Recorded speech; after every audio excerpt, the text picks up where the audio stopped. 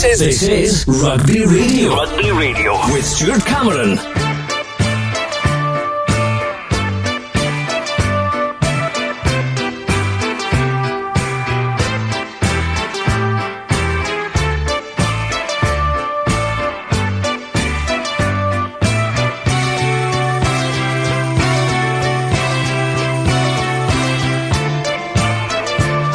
Hello and welcome to Rugby Radio, which today is covering the women's international match between Scotland and Wales, live from the Hive in Edinburgh.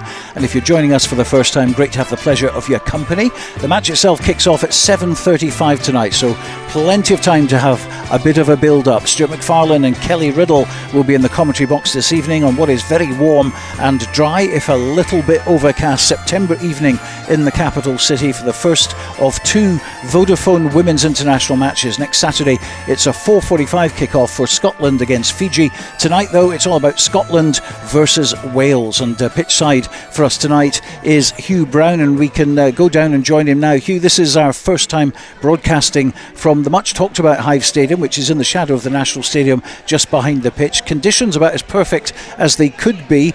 No wind at all, a nice 3G surface as well. Absolutely, Stuart. Good evening, everyone. And yes, it's going to be a fantastic night of rugby action between Scotland and Wales in this autumn test. We're looking forward to it. As you said, conditions very good. Of course, the pitch artificial, so no problems with that. Bit of hard threatening to drift in from the east coast, but we won't worry about that. What we're looking forward to is a fine 80 minutes of women's rugby. But the first thing we've got to do, of course, is explain what har is to our Welsh listeners. Oh yes, well, a har is like a mist or a fog in Scotland. There you are. So it was actually a different climate completely, Edinburgh to the Scottish borders today. We drove down in bright sunshine, 33 degrees in the car. We came past Fowler Hill, suddenly it dropped to 16 degrees. But that will be absolutely perfect conditions for these ladies out there tonight.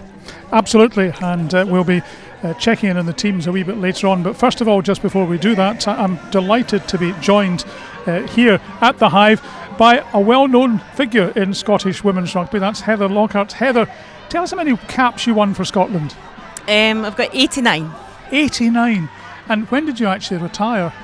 Well, I'm still on the pitch at the moment. I was at training last night, but tonight we're going to see Lana Skeldon. She's joining the 70th club. She's got her 70th cap tonight, so it's outstanding for her.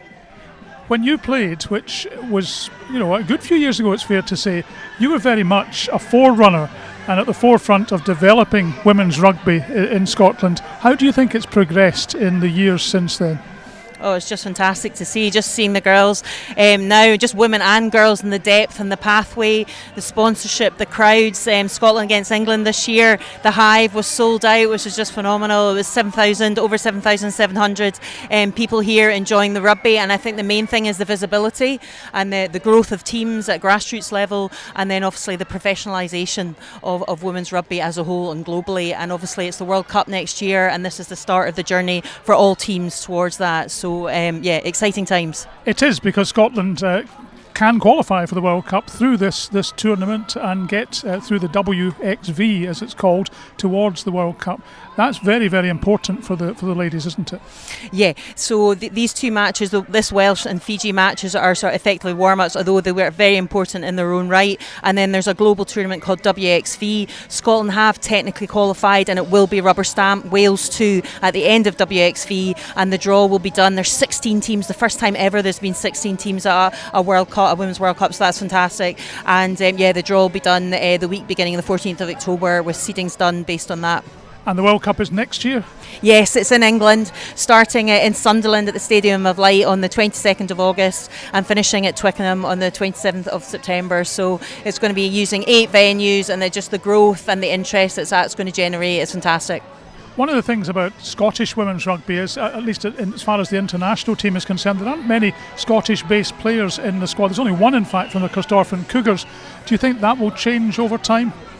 Yeah, it's an interesting one. Alex Stewart, what an inspirational story that is, has come into the team, started all the matches at number 7, is a law student at Edinburgh University, and managed to balance that with playing during the Six Nations and getting 2 wins out of the 5. So she's one to watch. But in terms of, a lot of players are playing in the PWR, which is the Premiership Women's Rugby down in England, and it's good to see the club game in Scotland flourishing. The Arnold Clark Women's Premiership has just started as well. So good things to happen. And I think what's key as well is the sort of stepping stone, the Celtic Challenge. That's been really sort of a really key thing, and that's where Alex Stewart came from. So that link between the club game and the international game.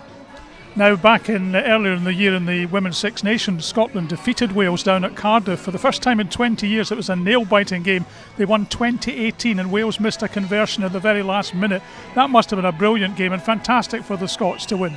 Yeah, absolutely. Yeah, in 20 years. And then tonight, they've got a chance to get their first ever win against Wales at the Hive here. So they've never done that. So that's a first as well. And they'll be aiming for that.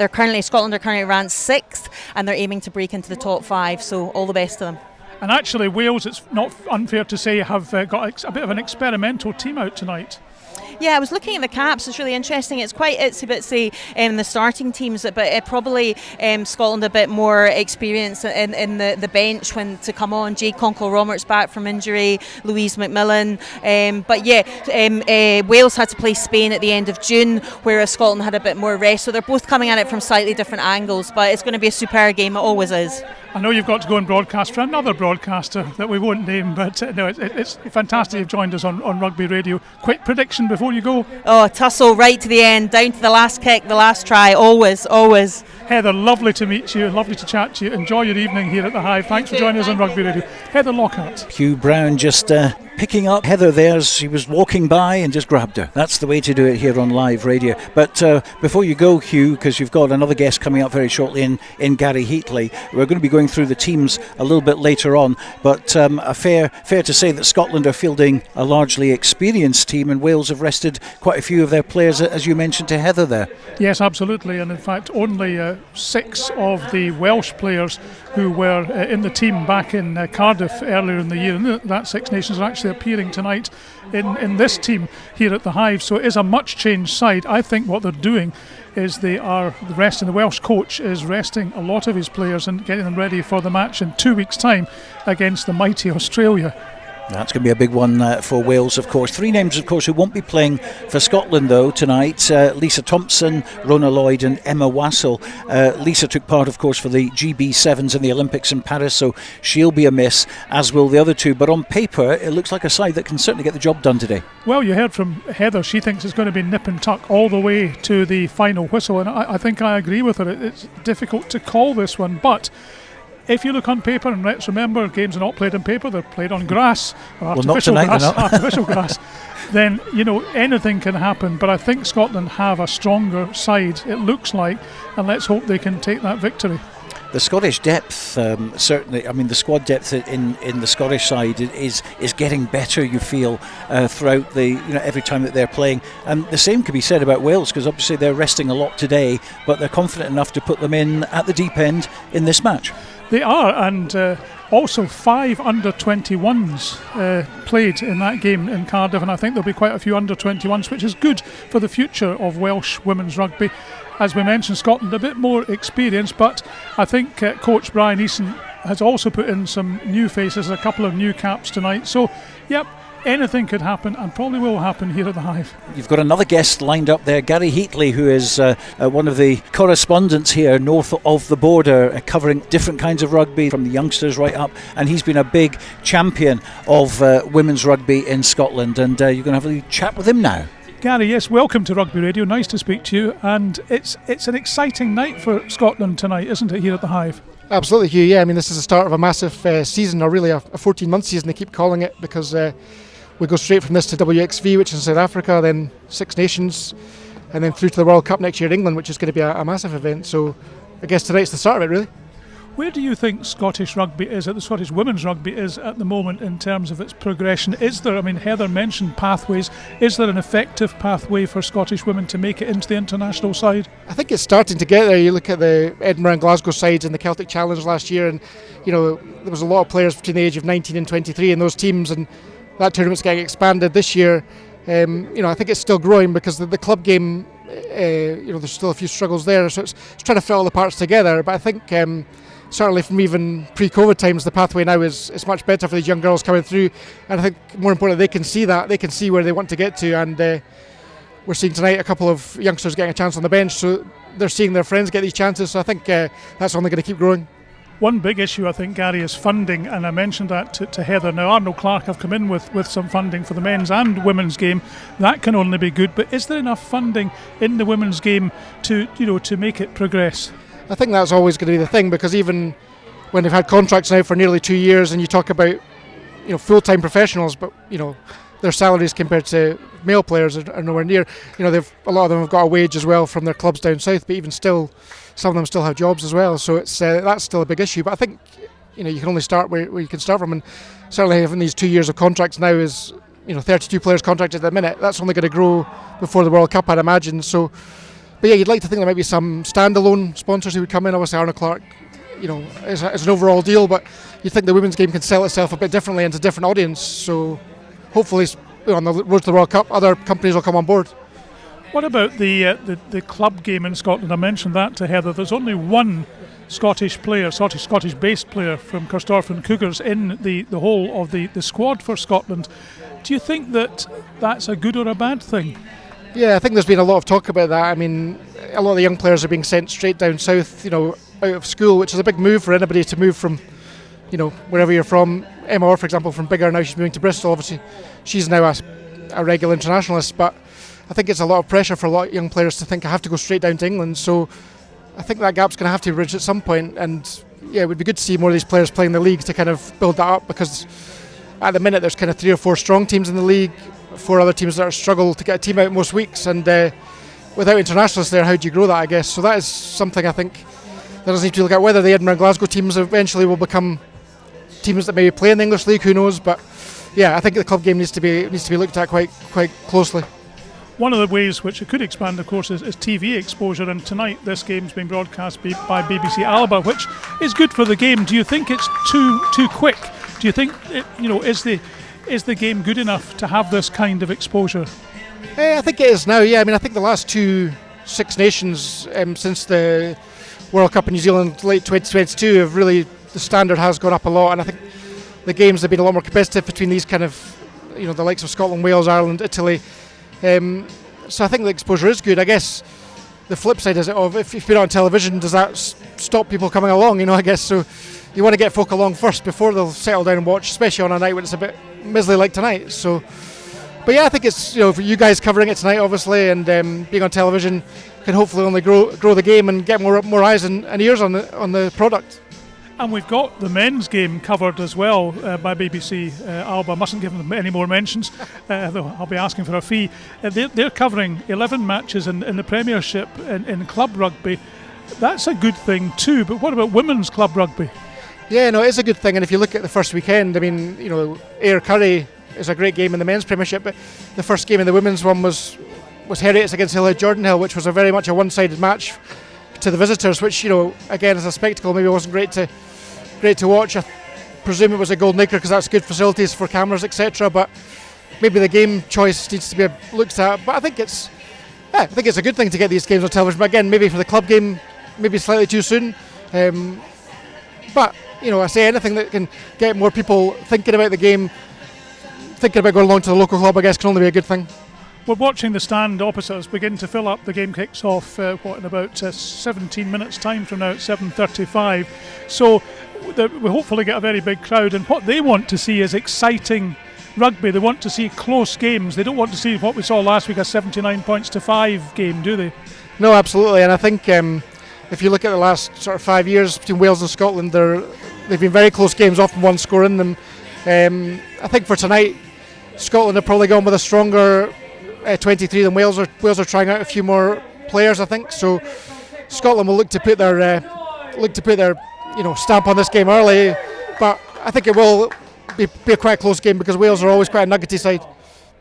Who do you think we should be watching out for then in the Scotland team tonight? Well, you mentioned that there's sort of one player left in the club game. That's Alex Stewart at Corstorphine Cougars. She's only just turned 20 recently.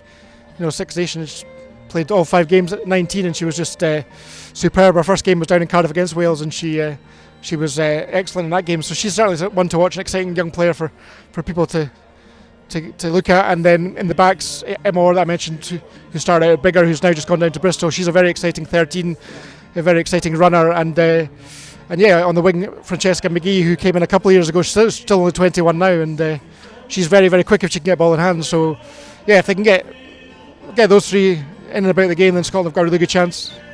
Well, it's interesting because Wales have won the last 7 of 10 encounters against Scotland, but of course, as I mentioned to Heather, Scotland beat them in Cardiff 20 points to 18, but yet tonight the offside line that you write for are saying that Scotland are favourites tonight. Yes, I mean, I wasn't myself that actually wrote that article. I think it was an 18-point swing, which was maybe quite optimistic. But I think Scotland are favourites. At home, I say their squad's got a lot more experience in it than the Welsh one. The Wales have still got a lot of players that have played a lot of tests, but it's a bit more of an experimental team. So I would expect this. And Scotland's bench as well is very strong with the likes of Louise McMillan, who's got over 50 caps, and Jade Conkle the same to come on. So I think Scotland will be favourites to start this game, and if they could win by 18 points, that would make us all happy, I guess. A new captain for Wales tonight in the shape of Ciara Bevan, the scrum half. So she's got a lot on her shoulders. Yeah, I think when you're a senior player but then suddenly become captain, there's a lot more on a match night to think of and different things. But she's been around a long time. I think 50 caps. I think it's the 50th cap, and in the World Cup in 2022, she was the one that kicked Scotland out of that game. So she's been around long enough, I guess, to kind of, and scrum halves, are never short of a word on the pitch. So I'm sure she's used to speaking to the referee anyway. So I'm sure she'll embrace the challenge, and I'm sure she'll be very honoured as well to be doing that tonight. Do you think in the next 2, 3, 4 years we're going to see much more women's rugby in terms of the exposure on the media, and also in terms of, as we mentioned, club players managing to take that step up to international rugby? Yeah, I think so. We've already seen a couple of the younger ones who've come into the Scotland squad. Kieran Bell, who's sort of in the wider squad, she's just gone down to Loughborough Lightning. And there's a few more who are probably going to get chances down south. Sarah Denham's just moved to Ealing Trailfinders, so there's now players who aren't even in the Scotland main squad who are moving down there as well, so that can only help, I guess. And I think younger girls, maybe 14, 15, 16 at the minute, are now seeing in 5 years' time, where can I be? And there is a sort of pathway you can see, whereas 10 years ago there wasn't that. So I think we'll probably see more getting that chance to move down south, but as we said earlier, we do want to keep a good hub up here that you don't have to move away from home to play your best rugby, I guess. And this is the first of 2 autumn tests for Scotland. The next one is a week tomorrow, Saturday afternoon at 4:45 against Fiji. That is going to be such a game and so tough for the Scottish women. Yeah, well, the Scotland women have never played Fiji, and all through the pre-season period they've talked about 2 completely different styles of game they're going to face tonight against Wales. A lot more forward orientated, a lot more probably structured play. The Fijians will be similar to the men's team. They like to get the ball wide, but also, as we know, a lot of physicality up front. So I think that's going to be a real challenge. But obviously the squad's going to be chopped and changed for that one to give everyone a chance before WXV2. So it's up to the players that are playing tonight, I guess, to keep the jersey. And the aim for Scotland is to make it through to the World Cup in 2025. Yeah, that's right. I mean, without it being rubber stamped, they are effectively already there, because the 6 next best teams in WXV will go through. But until October the 12th, when that's sort of written in the stars by World Rugby, then the 16 teams aren't confirmed. But also important is to be in the top 8 in the world rankings by the end of WXV, because that'll mean you're in the top 2 in a pool. So that will be a big thing, obviously, for getting through to the quarterfinals. So at the minute, Scotland are 6th in the world, but if they can get 2 wins in the next 2 weeks, I think that'll keep them in those positions and in a good place for WXV2. And interesting that the World Cup, as we mentioned to Heather, is being played in England next year. I mean, it almost gives the ladies a home advantage, not quite. Yeah, and they're being quite.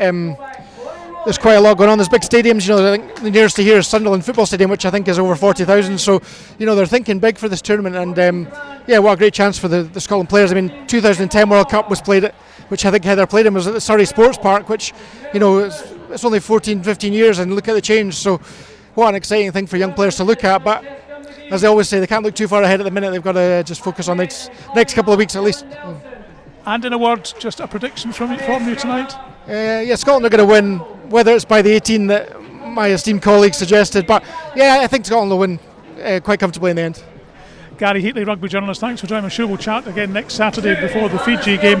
Gary Heatley there chatting to me here at the Hive, Stuart. Thank you to Hugh Brown, and Gary Heatley does some fantastic work behind the scenes to cover Scottish rugby in all shapes and forms. Well, as I mentioned earlier, our commentary team tonight is former Scotland age grade international referee, former referee as well, Kelly Riddell, and BBC Radio Scotland's #1 rugby commentator, Stuart McFarlane. And Stuart joins me briefly now. The atmosphere beginning to build up, which is nice. How are both teams going to be approaching this one? Effectively a warm-up match for bigger things to come. Yeah, I think there's an element in these matches where do the coaching staff go experimental? Certainly with the Wales selection, you look at the bench, you look at a number of the Wales players coming in, particularly those on the bench in the front and second row making debuts. They've made 9 changes, Wales, since the handsome victory over Spain just a couple of months ago. So very much their coach, Ian Donaldson, looking at the pack, the players that he has at his disposal, and using this as an opportunity just to see how wide he can cast that net to capture international talent that realistically will be part and parcel of a squad that should be part of the World Cup in 2025. As Heather mentioned, they just need to sort of rubber stamp their place in the tournament, but it's more or less a done deal for them. So I think there will be an experimental feel to it, although I suppose that the coaching staff will be very much looking at game plan A and game plan B and expecting that both will be used in competitive games in the next 12 months. Well, of course, there's plenty of experience on the Scotland side and the Welsh side, but the Scotland in particular, and 2 players from the Scottish borders, hugely experienced. They're playing tonight. Chloe Rollie at full-back, Lana Skeldon at hooker. 136 caps between them, with Lana reaching 70, which is some achievement.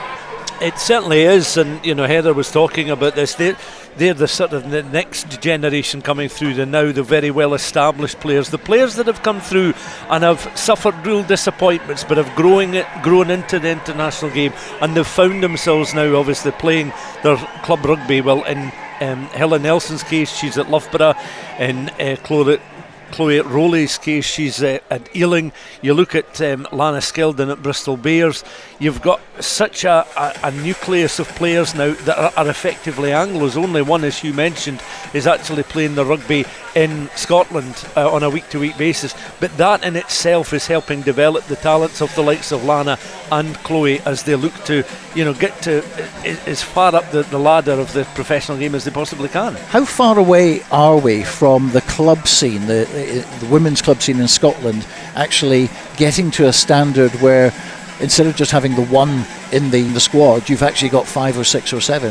How far away are we from that? I think that's the development of the Celtic competition that Gary spoke about. I think you need probably a cycle of 3 or 4 years of continued development and investment in that. And I think, as Gary mentioned, that quite rightly, the young players now, young female players in the game can see a pathway through that perhaps not right now, but in the not too distant future won't necessarily mean that in order to get to the top of the game, in order to be a regular Scotland player and a Scotland player capable of helping a Scotland team sit 6th in the world ranking, they don't necessarily have to go down south to one of these clubs.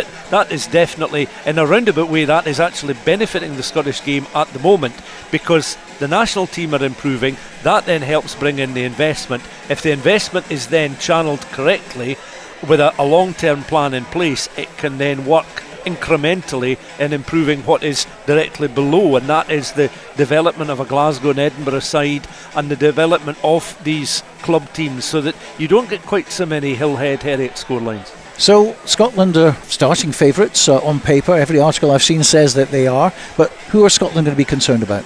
I think you look at the experience. Jasmine Joyce has been part of 3 GB Olympic squads, and in order to get to that level and consistently, starting on the left wing for Wales tonight, you've got to have a certain level of talent and a consistent level of talent. She's very quick of a standing start, got a lot of pace about her, but she's a willing runner to come in and really become a nuisance in centre field as well as occupying space on the wing. So in the playing surface you touched on obviously tonight, Stuart, is very favourable to a running game, and I think that will suit both Wales and Scotland.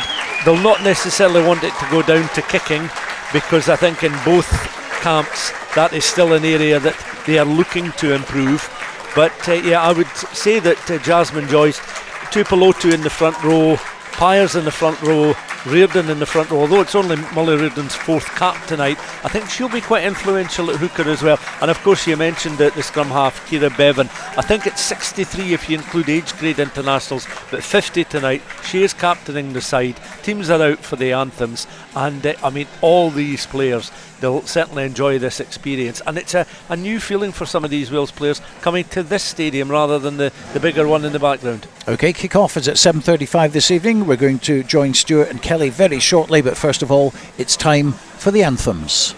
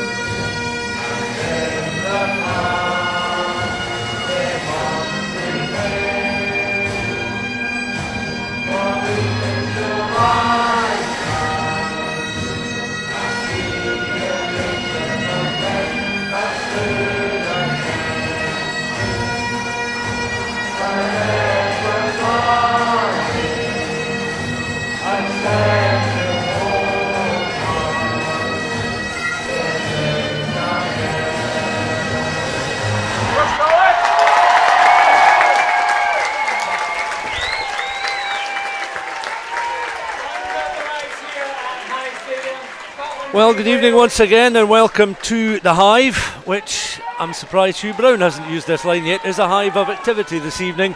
There's 30 seconds or so away from kick-off. Wales will wear white jerseys, green and white shorts, white socks, and it looks as if they are now moving to play from left to right in this first half. Scotland in their traditional dark blue jerseys with the white numbers, the white shorts and the blue and white socks.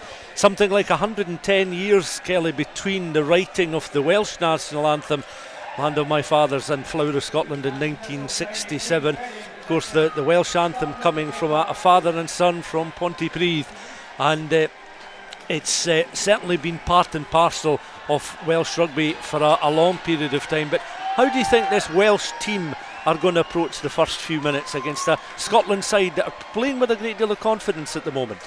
I think they will actually be looking just to kind of get a bit of possession, build up the phases a little bit, but trying to turn Scotland, play more of the rugby in Scotland's half, take the pressure off of them, and trust their defence. They're a very good defensive side. The games between Scotland and Wales are always very close, and I expect no different tonight. And the traditional countdown, and we're underway. Ariel Grazilou is our French referee, and she's in lime green this evening as Wales gather the kick-off.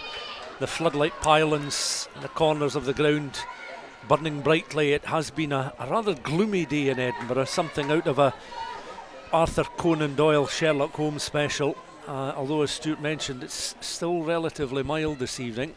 Some empty seats across on the far side, but reasonable number of spectators inside the Hive as the Wales high up and under is gathered on that Scotland right hand side, and an opportunity now for Mary MacDonald of Exeter to ship it out. It comes now to Emma Orr up towards the 10, loses it, but in behind is Grant, and Corinne Grant of Saracens, winning her 12th cap this evening up to halfway, recycled by the halfbacks, taken on now in the front row. Great determination there from Lana Skeldon, as Stuart mentioned in the build-up. 70 caps now.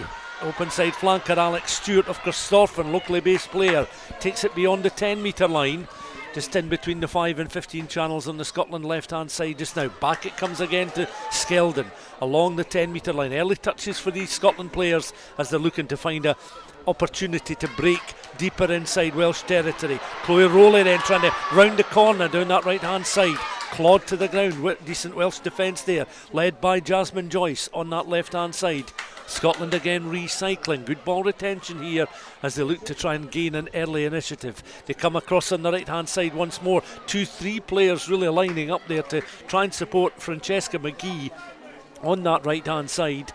And the Scots, the momentum of the attack has dropped just ever so slightly, and Wales are looking to try and find a means of getting back possession of the ball here. All the play really between halfway and just beyond the 10 inside the Welsh half of the field. Wales are able to force Scotland back to halfway. Referee just jockeys for position as Scotland again on the halfway line look to build a platform once more. Just over 2 minutes of the first half gone. Box kick then delivered by MacDonald, hanging in the misty sky. Down it comes. Wales again looking to try and gather across on that far side. Again they go in and mop up through their scrum half. Ciara Bevan skippering the side this evening. Initial Welsh carry as Bevan goes in once more. Now they look to try and bring the midfield into play now, supported by the forwards. Wales now up towards the edge of their own 10 metre line, but in their haste to try and gain some ground, they knock the ball forward, Kelly. And with 2.5 minutes and just over of the first half gone, plenty of Scotland opportunities to at least get hands on the ball. Yeah, definitely. They're not scared to pass it kind of between the backs and the forwards. There's very, very good mixture there, the forwards and link play. I did notice that Alex Stewart's kind of filtering between the forwards and playing in centre, kind of between Emma Orr and Francesca McGee as well, because she has got a bit of pace behind her, so that's kind of one to kind of watch out for. She might kind of filter just and blend that line between the forwards and the back, so Wales will need to kind of keep an eye on that, because Heather pointed it out earlier, she's one to watch out for. We just need to kind of sharpen up the handling at the present moment. Yeah, when we're speaking to Heather Lockhart, she pointed out a very good year for the open side flanker as Scotland now from the scrummage find Emma Orr on the left hand side up towards the edge of the 22. They look to recycle once more with MacDonald. On it goes again to the aforementioned Alex Stewart, who's bundled to the ground. Wales try and pick and gather. Penalty to the Scots. Remains no score, just under 4 minutes of the first half gone, and we asked you about how Wales are going to start this game. Scotland very much determined to keep possession of the ball, and this from between the 10 and 22 is an option to go to the corner. They do just that, and now Lana Skeldon will want to use all her experience in the line out. Scotland just need to trust the process. They're very good in defence. They're very good kind of structure as well. You kind of see a Poddy 3 just sitting slightly in front of Helen Nelson or Emma Orr as well. So it's just whether they pick the forward pack or whether it goes out behind to the back. And they've got a fantastic driving maul going from this line out. They certainly have. It was a good throw to the back of the line, and it was gathered initially by Lana Skeldon, on quickly through the hands of McDonald, and that was dislodged there as Hill and Nelson was trying to gather. Now they run laterally with some pace though. Corinne Grant along the 22, back into the 22. Tackle was made there by Natalie John, and Natalie John is back on her feet. And Scotland winning another penalty inside that 22, but Natalie John was coming flying through there to lock forward with the tackle. But it's another opportunity here for Meryl Smith just to knock this one into the corner. So exactly where the team were about 90 seconds earlier. And Lana Skeldon will want the same again. She definitely will. I don't know whether Wales have got to match up at the back again, but they went to the front, back down. That's actually a really nice play. And on towards, again, the hooker Lana Skeldon, who takes the ball up towards the corner and looks to power her way across the line. And Scotland, well, again, peppering this Welsh line every opportunity. 5.5 minutes of the first half gone.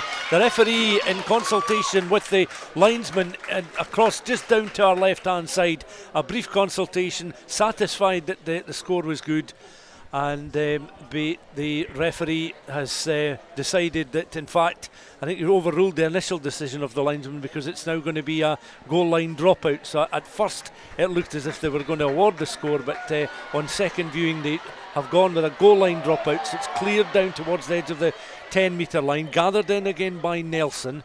So Scotland coming mightily close there, as the two officials were certainly in two minds as to what the final decision was going to be. So it remains no score, but it's back now with Meryl Smith on a course towards that right hand side. Again, over the ball is McDonald, out towards the right hand side, inside centre. Smith once again involved in the action, and surely this time Scotland are going to go across the line once more, peppering that try line. A fraction short there. Excellent tackle there from Hesketh, the fullback, but suddenly Wales are able to pick from almost their own try line and break up towards the halfway line. The kick and chase takes the ball into touch, and a few talking points at either end of the ground there, or could have been, if Wales had been able to gather and play that ball and keep it in play when they were able to chip downfield. No scoring, but how close were Scotland to opening their try account inside 6 minutes?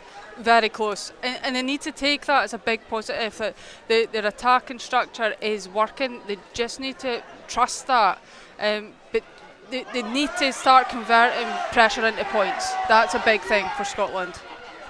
Referee then just watching on as the Scots now. McDonald looking for a little bit of movement, finds it now. On goes Lana Skeldon up towards halfway. Back it comes again through the hands of McDonald. Now it's on towards Nelson, out towards the left hand side, some space for Corinne Grant to run into. It's chipped ahead and it's taken on by Chloe Rollie. Rollie's now into the 22, sidesteps 2-3 players, but he's eventually tackled there, and Wales again get players back to their feet. But that was a try saving tackle from the back row forward, Katie Williams of Wales, and Wales are still under the caution these opening stages. No scoring between the sides. Scotland certainly looked as if they were on the brink of a try just moments ago, but it's still scoreless, and Scotland remains still 5 metres short off the try line. Scotland very much with their tails up in the opening stages, and those supporting the home side are now in full voice trying to cheer them over the line here, as McDonald tries to work his way round the corner just over that 5 metre line, brought to ground. Scotland 0, Wales 0, with now almost 8.5 minutes of the first half gone, and both sides I think will be delighted just to take another breather here. I think you're quite happy to have a bit of a breather as well. What a great run from Francesca McGee. She's one that I've kind of been keeping an eye on throughout the season. She's got pace to burn, so give her an inch and she will absolutely take it. The bounce of the ball, you're always told as a kid, don't trust the bounce of a rugby ball, and it just landed into Chloe Rollie's hands. Just a shame she just couldn't quite find that gap to cross over the whitewash for the first try, but it was a cracking tackle from Williams just to stop Rollie inching ever closer to that try line. Yeah, she was certainly slaloming, weaving her way from side to side just to try and open up a little bit more space as she was closing in on those final 5 metres. So we're approaching the 10-minute mark. Scotland 0, Wales 0. The Welsh try line has lived a bit of a charmed life as Scotland again from a scrummage now. Once more up towards that 5 metre line, looking to reorganise again, heading down towards that right hand corner this time.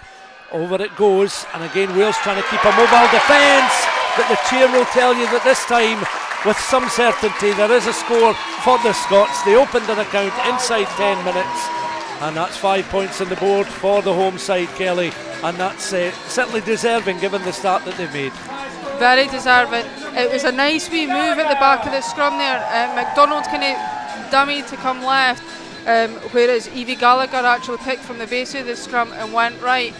She was held up, but it was just a quick turnover at the racks just to kind of power over that try line for the supporting players there for Scotland. So Scotland have to be really, really happy with how they've started this game. They just need to keep that momentum going and not lapse in concentration. Evie Gallagher on her 28th international this evening, scoring the opening try. So just over 10 minutes of the first half gone, and the ball on the tee just inside the 22, close towards that 15 channel.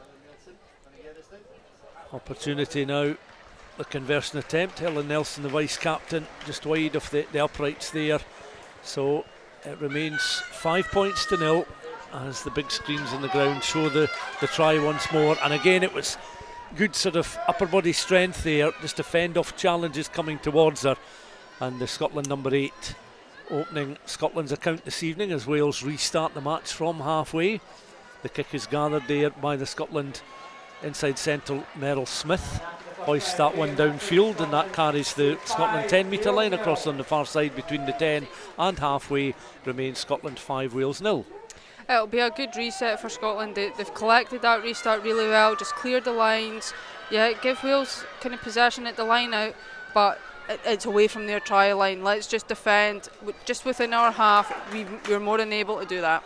Williams was under a bit of pressure there, the blindside flanker in the line out, but Wales winning possession from the line, and Ciara Bevan, the skipper this evening, looking to try and orchestrate something now as Wales are up towards that 10. Scotland leading by 5 points to 0. Bevan again going in, having a little look at the options from halfway. Prod the kick through, and now it's an opportunity for Richards to accelerate on that right wing. Catherine Richards racing into space, but not quite being able to gather the ball as it trundled its way in and just over the line inside that 22. So it's a throw in inside our own half of the field this time for Lana Skeldon in her own 22, wearing the white scrum cap. Ball just above the head. A little bit of movement in the line. Scotland certainly very quick to get on with things here from the set play. It's planted down on towards the skipper Rachel Markham, up towards the edge of the 22. Scotland again looking to recycle. Back it goes there just above head height, and it's pinged forward there by Helen Nelson. Plenty of fight in that. Kick is gathered almost on the halfway line by Robin Wilkins, our opposite number. Up towards that 10 metre line they go once again. Recycled by Ciara Bevan. Wilkins again with a passage of play that finds the ball out towards Joyce. Remember, we talked about her GB experience as well. Up towards the edge and just into that 22. Wales looking to recycle. First time they've had a sustained spell of possession in the game. Now 13 minutes of the first half gone. Bevan again mopping up, recycling into that 22. Clattering through goes Natalie John. Recycled once more. Coming through there was Tuipulotu as an option. The tight head prop. Still she's up with action. The ball goes loose and she's able to gather inside the Scotland 22. Tuipulotu, who's winning her 22nd cap this evening. Of course, one of the Gloucester contingent of Welsh players. It's back. It seemed to ricochet off Bevan Lewis there, but Wales still have possession inside that 22. Back it goes again, but just a drop ball from Robin Wilkins. And Wales, well, the applause there for their effort, because again, spell after spell, phase after phase, and asking Scotland to defend really for the first time in a game that's already almost 14 minutes old. It's passed very quickly, and Scotland still in front 5 points to 0. Yeah, it's I mean, that's the best Wales attack that we've had so far in this game. And again, they're three forwards. The forwards are quite tight, so it means it's quite easy for Scotland to actually defend, because they're just focusing on one area. If the pod was a wee bit wider, it makes the defenders question who that ball's actually going to. So it might be something that Wales will need to look at to kind of further that attacking. But Scotland defended it really well. They forced an error out of Wales in the knock-on, and we've got a scrum in the middle of their 22 that they just need to then clear the lines. McDonald then picked up by the try scorer Evie Gallagher at number 8. Scrum half following her in support. McDonald has it now just in the corner on the edge of the 22. Gathered in again. Scotland once more looking to their number 9 with the offload then on towards Helen Nelson. 61st appearance for Nelson as she makes sure safety first. It carries the 22. It provides Wales with a throw, and almost directly opposite our commentary position, Molly Reardon comes across. She'll be 21 later this month, and again we mentioned this, her 4th international this evening, full international cap. Tuipulotu just sitting at the back of the line now, tight head prop. Referee just looking for a little bit of space in between the line before the players will come to within a metre. Laurel Grusillo, the French referee this evening, hasn't had too much apart from that discussion with our near side assistant referee over the possible Scotland try. Up towards the edge of the 22, Bevan again is eager to get on with it, not surprisingly, just on the edge of the 22, nice and central. Penalty to Wales, taken very quickly by Bevan. She's going all the way towards the line. It's clawed down 2 metres short of the try line. That was a great scurrying run there from the 27-year-old Welsh scrum half. Back it comes quickly through the hands of the fullback, out there towards Meg Webb, and Hesketh with the pass out to Webb. Webb had enough space just to dive over an unguarded Scotland try line, and Wales are back on level terms. 16 and a half minutes gone, and it's their outside centre Meg Webb with the second try of the evening, and it brings the game level at 5 points all. Yeah, I think there was a bit of miscommunication there between Meryl Smith and Emma Orr. Emma kind of shot out the defensive line there, which left a gap between Smith and Chloe Rollie, who was kind of hugging this touchline, and Meg Webb just spotted that and she just kind of strolled over. But Ciara Bevan, the quick tap penalty, that's really what spurred that momentum on for Wales for their try. So she's just about to take a conversion for the try, but that's what they were needing. They were just needing that wee spark into life. Bevan swinging arms side to side, looking at the ball, looking also at the clock, just to use the entire time that she was allocated there for the kick, and makes no mistake. So that's a further 2 points then for Wales, as they are now in front by 7 points to 5. And well, Kelly Heather Lockhart talked about a match that may seesaw one way and another, could go down to the very last play of the game, and Wales certainly making the most of the opportunities that they've had since going behind to hit back. Yeah, I mean, in the last kind of 10 meetings between these two teams, I think there's only been about 2, maybe 3 games that have been more than 4 points difference in the final score. So it's always a closely competitive game between these two sides, and that's what we kind of expect. And again, from this game, it's just who can hold their nerve the longest, and who can actually just maintain their structure. That's the main thing. Can the experienced Scotland team do it, or can the experimental Welsh team just hold together and trust each other side by side? Line out throw. Scotland, that was very much aimed there towards the lock forward Fee McIntosh, but Wales are able to gather from the Scotland throw. Bevan then, who was very much the architect of the try. Wales now leading by 7 points to 5. The electronic scoreboard now changed to show Wales 2 points in front. Floated pass out towards the right hand side. Now an opportunity for Richards to go once again. Poked forward, bounces once, trundles into touch on the edge of the 22, just down below us. Assistant raises the flag. It will be a throw into the Scots just outside the 22. Skeldon already across with the towel, gives the ball a quick wipe, spins it between her hands. Now has a little look at what is in front there, as those remaining to get involved in the line-out come towards the back. And the last in was the successful jumper there, was Fee McIntosh, locked forward alongside Sarah Bonner this evening. in the Scotland second row. Back it comes again and taken on this time by the skipper Rachel Malcolm.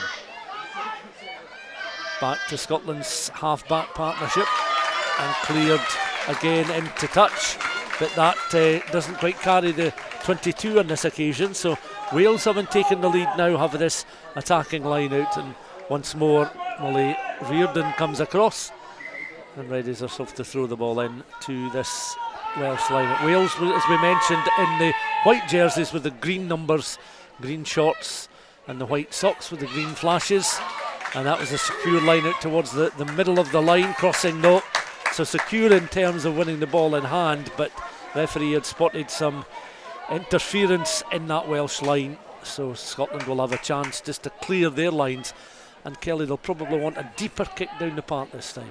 Yeah, they need to kind of go for distance, and that's exactly what Meryl Smith has done. I mean, she's got them from the 22, just maybe about 5 metres away from the halfway. So a good clearance kick from Smith there for Lana to then hit into a shortened line out. So, but they're having a right issue with the mark of the line outs at the moment. The kind of both teams are creeping forward, so the referee will need to get that sorted out. Yeah, she did pause a line out earlier on across on the far side of the field. Happy with this set play for the Scots. A little interchange there involving Smith and the try scorer Gallagher up towards the edge of the halfway line. Picked up again by Scotland scrum half Mary McDonald of Exeter Chiefs. And Scotland now looking for some space out on that right hand side once again as they cross the Welsh 10 metre line. They're wanting to hit back after having a very promising opening, which saw them lead by 5 points to 0. But since then, the last 10 minutes or so have been much improved from Wales, and they lead by 7 points to 5. Scotland again trying to work it down that right hand side up towards the edge of the 22.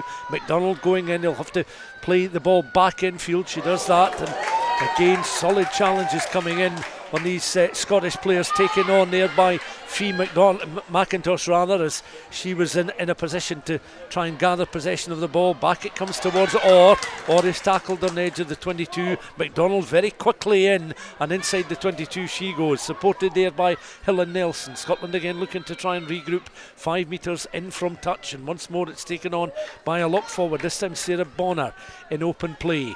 Again, McDonald going in once again as Scotland had tried to take the ball in, but were really absorbed by that Welsh defence there, and the Wales were able to draw in the foul. Scotland unable to release possession of the ball, so Wales from inside the 22 can then clear the lines with 22 minutes on the clock, and a 2-point game. Scotland 5, Wales 7 the scoreline. Scotland just need to calm down a little bit. As soon as they're getting into the 22, they're getting a bit excited, and they're running in singles, which is what exactly happened there. There's no supporting player there, so Wales were easy to kind of turn it over. If they just keep their pods, just work the phases, that's where they're benefiting from, especially getting the ball out wide. You know, we've got Francesca McGee on one wing, and we've also got Corinne Grant on the other wing, and they're finding space that they need to target. Ball is set up down there by Gwen Crabb, returning from injury this evening after a spell on the sidelines. Back Wales come once again through Molly Reardon, just in the centre of the field. 23 minutes of the first half gone, so we're well past the opening quarter of this Scotland Women's International from the Hive in Edinburgh. Darkening skies and the floodlights, as we said, burning bright. As Scotland 5, Wales 7 is the scoreline. But Wales perhaps just got a better grip on the game at times at the moment. Scotland, as you mentioned, maybe just a little bit too frantic when they're inside the Welsh 22. Yeah, it's kind of seesawing a little bit. As I said, Scotland just seem to they get quite excited and feel that they should be able to kind of score quite quickly as soon as they get into the 22. Whereas if they just hold back a little bit, go through the phases, build it up, force Wales into an error, which is what they've done, you know, in the first kind of 14 minutes of this game. They forced an error and they capitalised on that. Wales seem to have kind of just turned that momentum around ever so slightly and are actually kind of forcing errors out of Scotland, running in singles, handling errors, that kind of stuff. But we've got a really good kind of scrum on the 10-metre line, almost centre of the pitch, so we need to attack off of this. Yeah, good platform here for Scotland as Evie Gallagher then accelerating up towards the 22. Fine running there from the Scotland number 8, but Wales are able just to slow up the momentum of the attack. Back it comes again through the centres of Smith and Orr, out towards the right-hand side. Scotland trying to find a way through, as they did once more with Gallagher on the first occasion, but that resulted in a try. Scotland unable to keep clean hands there, and the ball dislodged as they were trying to make inroads deeper inside that 22 over on the far side, and again trying to bring acceleration and real momentum into the attack, which is certainly very effective, but it just requires crisp handling all the way. And Emma Orr was drawn in there with 2 Welsh women just in front of her, couldn't quite gather the ball in the Scotland outside centre, deflecting it into touch, and the chance was gone. Yeah, it was actually good work between Emma Orr and Corinne Grant there, because Grant noticed that Emma Orr was going towards the touchline, so stepped back inside because that's where the gap was going to be. Unlucky, Orr couldn't just get that offload just in time for Grant to run on at full pace for the try. And Jasmine Joyce managed to kind of get her body in the way, which I think is what they're kind of talking about at the moment, because I think Scotland feel that was a knock-on by Wales, which is what she seems to have been given now. But that's what they're finding space out on the wings. Both McGee and Grant are finding great space, and Smith and Orr are hammering it up, and are attracting the defenders. They need to capitalise on that. They need to start kind of working off each other's shoulders. It's only going to be a matter of time before that pass is going to stick and they're going to be over the try line again. Almost exactly 25 minutes of the first half gone. This very much in keeping with previous encounters between the sides. Kelly, you mentioned just how close some of the previous counters have been in the past. Well, the opening 25 minutes suggests that this could be no different. Scotland 5, Wales 7, and Scotland were over the try line before they opened their account with a Gallagher try. They're on the charge and on the march once more. McDonald picks up again, looks for Malcolm. Malcolm wrapped in a tackle there as Scotland again look to reorganise in centre field inside the 22. Malcolm goes in once more, looking for a little bit of movement here. Helen Nelson peels away. Back it comes to the fullback, Chloe Rollie. She tumbles to the ground, picked up once more by McDonald. Reaching out there was the forearms of Fee McIntosh to try and secure possession of the ball. And another penalty has been awarded to Wales, 5 metres short of the Scotland line. And again, Scotland have been drawn in on a few occasions now. They've taken the ball into contact very quickly. Wales have got players surrounding the ball carrier, unable for Scotland to release. One of the players down, receiving a little bit of treatment, so there'll be another stoppage just with 26 minutes of the first half gone. But yeah, I mean, we came into this one, I think, collectively expecting it to be a fairly close run thing, and certainly 26 minutes in, it's proven to be just that case. Yeah, it's as Heather said before, as you know, a lot of the kind of the pundits and reports and things like that you've been reading in the build up to this, it is a very much a close competitive game between these two sides. It always has been, and I think it always will continue, and tonight is no different. They just need to make sure that there's a support player there with the ball carrier. That's now 2 visits into the 22 where Wales have easily turned us over because we've just went as a single runner. That's when we actually have a support player there and we're clearing over and securing the ball, but we're getting that quick ruck ball and McDonald's get the ball away. Wales are struggling to kind of fill the field in defence, so they just need to, rather than going by themselves, make sure they've got a support player there, or if you are a support runner, you need to work hard to get to the ball carrier and make sure that ball is secured. Well, Wales have been able to just escape momentarily, at least from their 22. The throw-in taken from Reardon as the kick to touch landed pretty much plumb on the 22, and Wales from that have been able to mull their way up closer towards the Scotland 10-metre line. Mary McDonald goes in to try and be part of a clear out operation there from the Scots point of view. Say that Gwynlyn Pyers on the ground at the moment, the loose head prop. sister is on the bench, so it could be the first sisters to play for Wales in a competitive international since France in 2008. If her sister Allah comes on the bench in the second half. Meanwhile, it's taken on by Chloe Rollie down and up towards that 10-metre line. Down the pitch as Scotland are looking to try and get a little bit of movement going once again, inject a bit more pace into the attack and open play.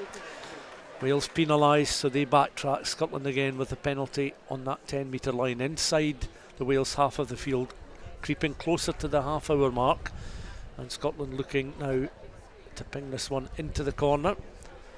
And again, it's the inside centre with a measured kick there, and Meryl Smith providing an opportunity then for Scotland with the throw in inside the 22. Over on that far side seems to be the favoured attacking side for most of this first half, and across already is Lana Skeldon.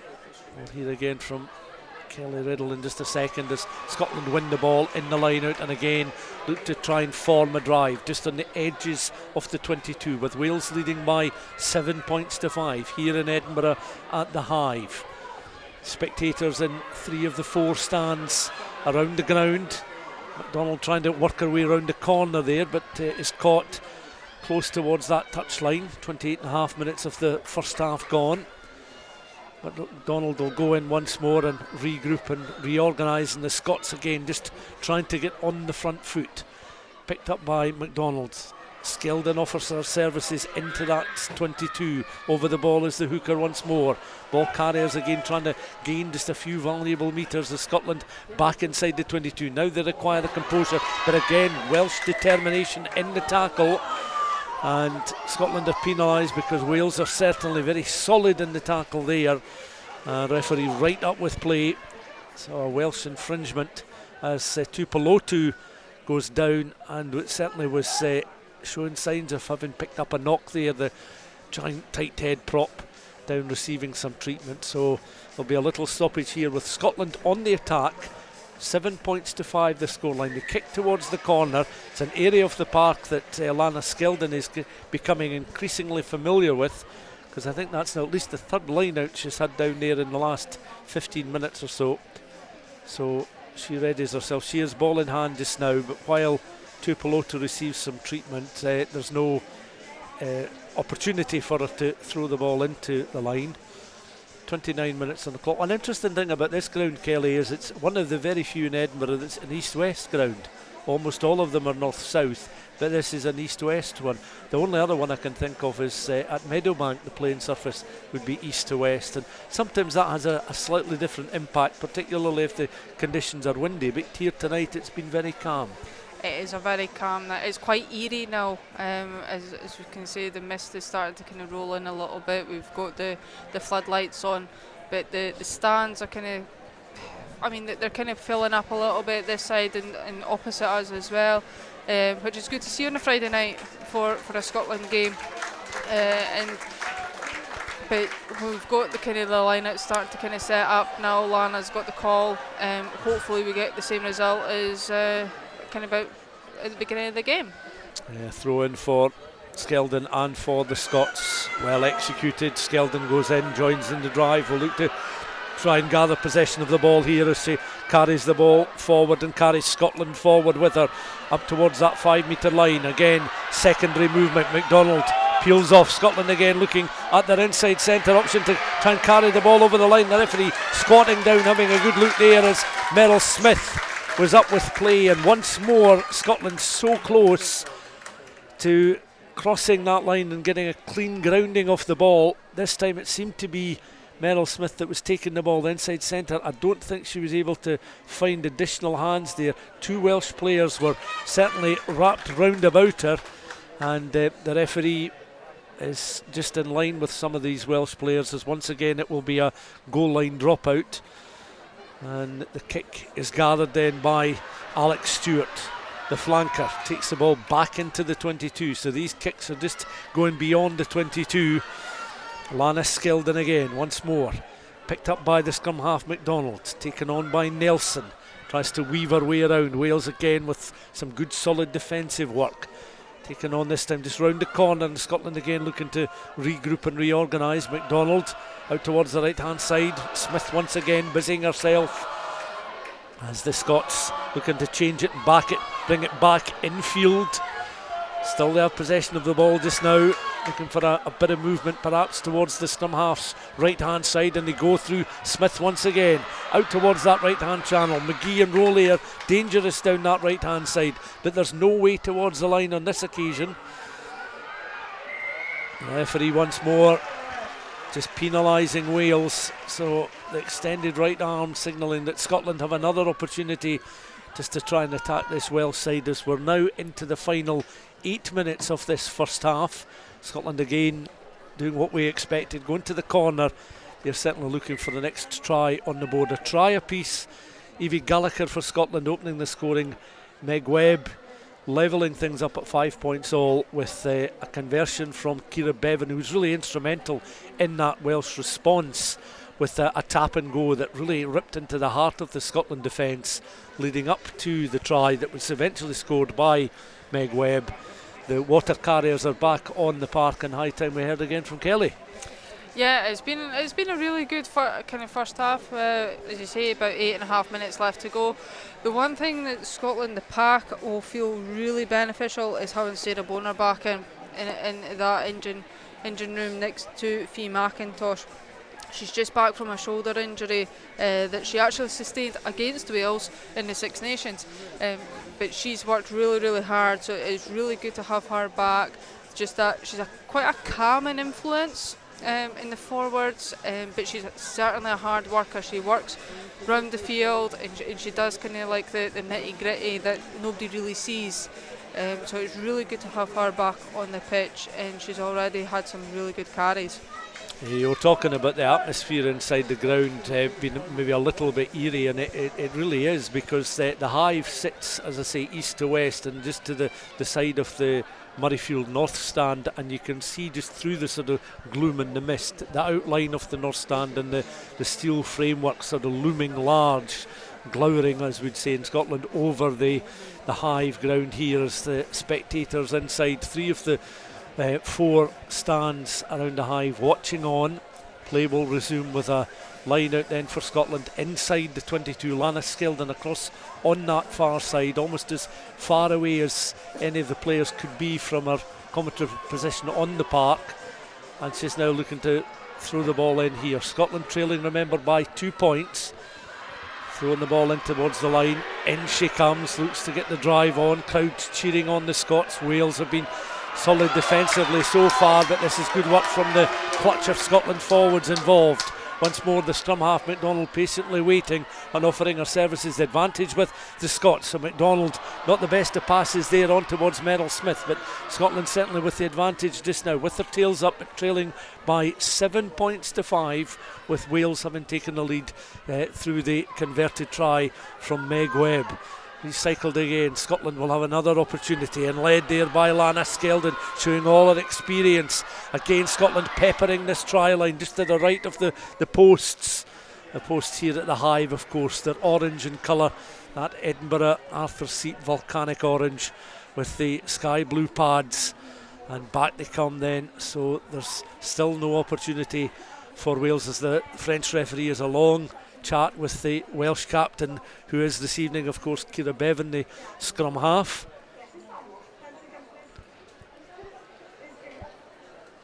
Scotland need to actually kind of start converting this pressure into points. As I said before, that's 6 penalties now that Wales have gave away, so I think that's a referee kind of giving Ciara Bevan just a wee word of warning to the team that any more, certainly within the 5 metres to the try line, then it could be she's forced into an action she doesn't necessarily want to give. But Scotland are going back for the line out, but I don't know how many kind of line-outs we've had, but we need to convert this, but certainly before half time, and we've only got about 6.5 minutes to go.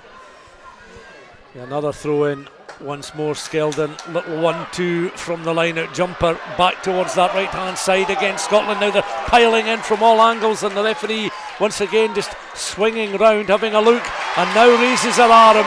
Had a good look down, springing up there, leaping up was Lana Skeldon, and Scotland finding themselves back in front. And that was sheer persistence. But as you were saying, Kelly, so many visits into that 22, they really had to get something on the board again before the interval. Yeah, it's the amount of pressure that we've had inside the Welsh 22, we had to convert into points. And it actually looks like the referees wanted to check this try. It looked quite clear from us, but obviously it's at the opposite side from where we are. But it was a well-worked try from the line out, back down, and a good drive of maul. They all piled in really quickly, good body positions. So obviously I think this is just a kind of a tick box. We just need to kind of confirm and clarify that it is. But it's just something that we've had to do, certainly before half time. You know, we couldn't let Wales get out of their half so easily, considering all the pressure that we've been putting on. Yeah, as we see on the big screen, the drive, and then Aurel Grazilo, the referee, sort of comes round, swings round and looks over behind a clutch of Welsh players trying to protect their own try line. So we get to see this again on the big screen. Assistant on the far side squatting down, having a look. Scotland players raising their arms. Sarah Bonner convinced it's a score. Manaskeldon sprung up off the ground, leaping into the air. But the referees, officials, the referee and other officials on the park just now, just watching on in consultation. Everybody's kind of just in suspense, just waiting for that decision to come forward. But I think what they're looking at is possibly obstruction.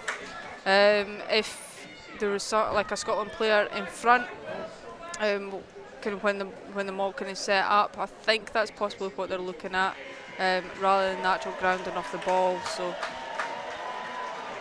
well, this certainly didn't involve the TMO the last time Scotland were over, and the assistant and the referee were in conversation. But you can hear the boos and the disappointment from a portion of the ground across on that far side, and now the referee comes across to speak to both captains.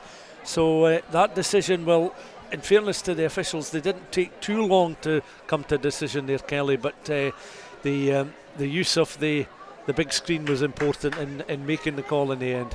Yeah, it's really good that we've actually got, you know, the match officials that we've got tonight. You've got the full lot, you know, referee, assistant referees, but you've also got the TMO who's sitting kind of in his van with all the screens and things like that, seeing all the different angles.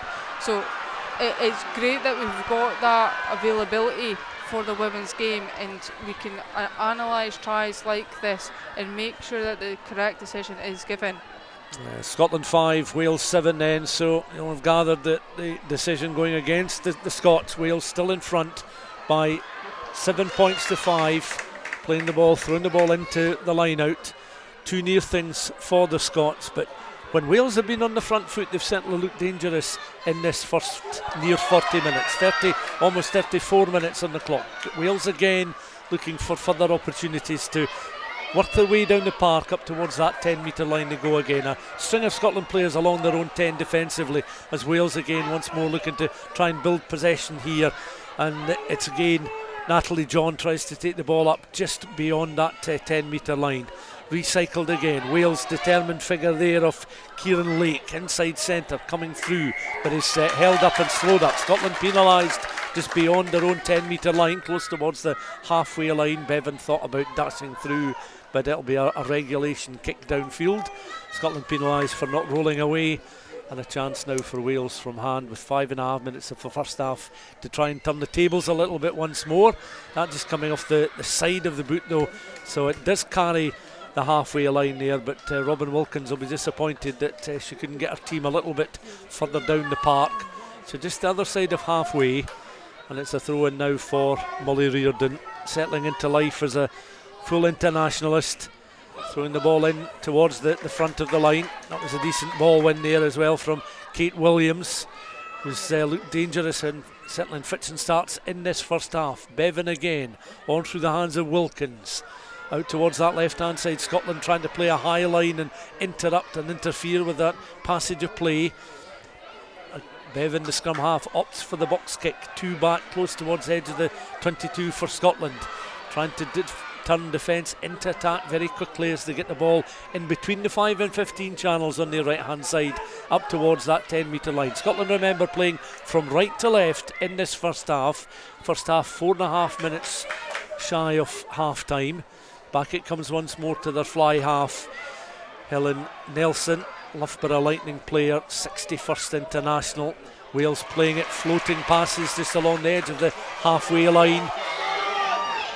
Players going to ground, gathered in the tackle.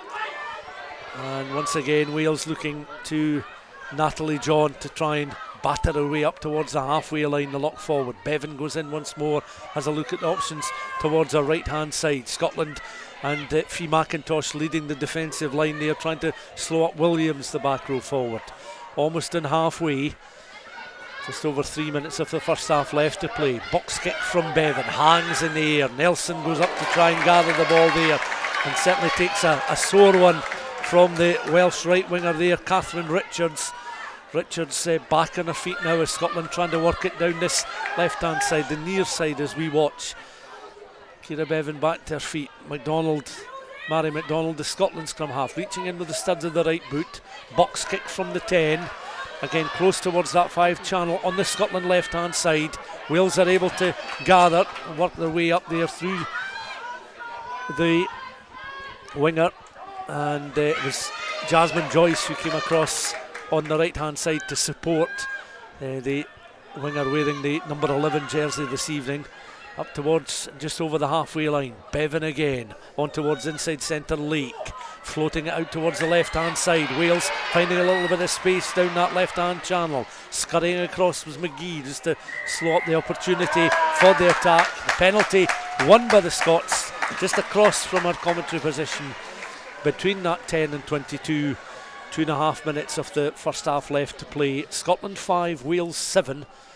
And Wales, well, they'll be delighted to have had some more action inside the Scotland half of the field, but not the same opportunities this time, Kelly, to really hurt the Scottish defence and get into that 22. No, they haven't, and I don't know really what's changed in that sense. Catherine Richards is still down getting treatment from that kind of a tackle against Francesca McGee, who kind of took the ball in really, really well when the box kick, but they just seem to have kind of lost their attacking shape a little bit, Wales, and Scotland are able to defend it quite nicely, and this is Wales back on the attack. Yeah, you can see that she's really biting into the gum shield there as she's trying to run off the injury there. Richards, she was chasing after a cross-field kick, but certainly wasn't running at full tilt because of the injury, and still she's rather gingerly moving around the park. So it's a throw-in down below us now. Scotland will have the throw-in. Skeldon comes across, wipes her hands with a towel, and then has a little look at what's in front. Line-out's functioning a little bit better after a word from the referee earlier on in the half. Pam back. McDonald under a little bit of pressure there, sliding in to force the ball into touch was Ciara Bevan, and Bevan will get back into position. And Scotland have another line out just down below us, and onto the park comes Lana Skeldon. Leah Bartlett in that front row will no doubt provide some information as to the tactics. Bartlett, Skeldon, the 1 and 2 for the Scots in this side. Yeah, that's Catherine Richards. It's came off, and Nell Metcalf came on in her place now. And she's represented Wales under 20s, under 18s as well, and has also played sevens for Wales in the Rugby Europe Champions, so she's got a bit of pace to burn as well as like alongside Jasmine Joyce, so it'll be interesting to see what she can do. And a good amount of time as well. She's got a full second half barring any injury, plus whatever time remains in this first half. Our clock shows we're into the final 30 seconds of the regulation 40, and that is the first replacement in the first 40 minutes of the game. Scotland with the scrummage then. The referee just walks in between the respective front rows as all players get back to their feet. So this scrum on the 10 metre line, just on that cross between the 10 and the 15 channel, on towards that Scotland left hand side. And the Scots then aware that we're now into any added time at the end of this first half. Clock shows we played the regulation 40 minutes. French referee just towering over the Scotland scrum half, Mary MacDonald. Exeter Chiefs scrum half then squats down, head in line with those in the front row of the scrummage. Picked up by the Scotland try scorer Gallagher, prodded through there by Helen Nelson. Chasing after it was Grant. Picked up though by Hesketh, the Welsh fullback. Amazing run there, little lateral, but was able to straighten up and gain a little bit of distance up and beyond that 10 metre line. Central position for Wales, almost a minute then into added time at the end of the first half. Wales still determined to run it as they again go in the angle up towards the 10 metre line, then forced to ping it forward. Two back close towards the 22 for the Scots. One of them is Meryl Smith.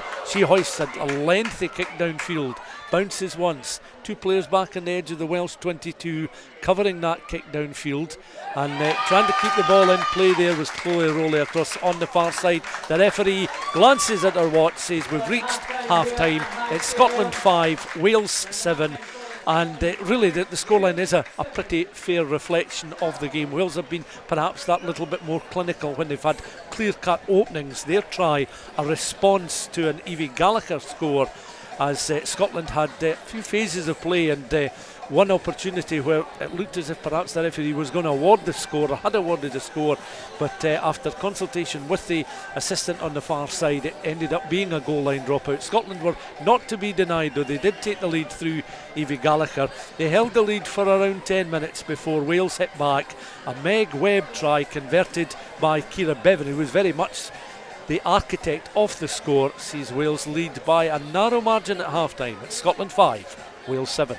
This is Rugby Radio. Rugby Radio. Borders water, Borders barley and Borders people. That's what makes the Borders Distillery. Working exclusively with local farmers, the Borders Distillery is bringing whiskey making back to the region. Our award-winning distillery is open to everyone, where you can meet the people behind the scenes, explore our wash house and shop quality local products. Tour your local distillery and discover the spirit of the Borders. Full details at thebordersdistillery.com. Always enjoy our spirit responsibly. Under 18s must be accompanied by an adult when visiting the Borders Distillery. With over 30 years' experience in print and embroidery, BE Uniforms are one of Scotland's leading rugby teamwear specialists. We currently supply many great clubs across Scotland and the north of England, offering brands such as Adidas, Macron, Canterbury and BE Sport. We have a specialist teamwear team who collectively have over 60 years' experience in the trade, delivering quality teamwear and finding solutions to the challenges out there. If your club is looking for a new supplier and would like to know more, get all the details at beuniforms.co.uk. Proud sponsors of Rugby Radio and Borders Rugby TV. BE Uniforms, your identity is our purpose.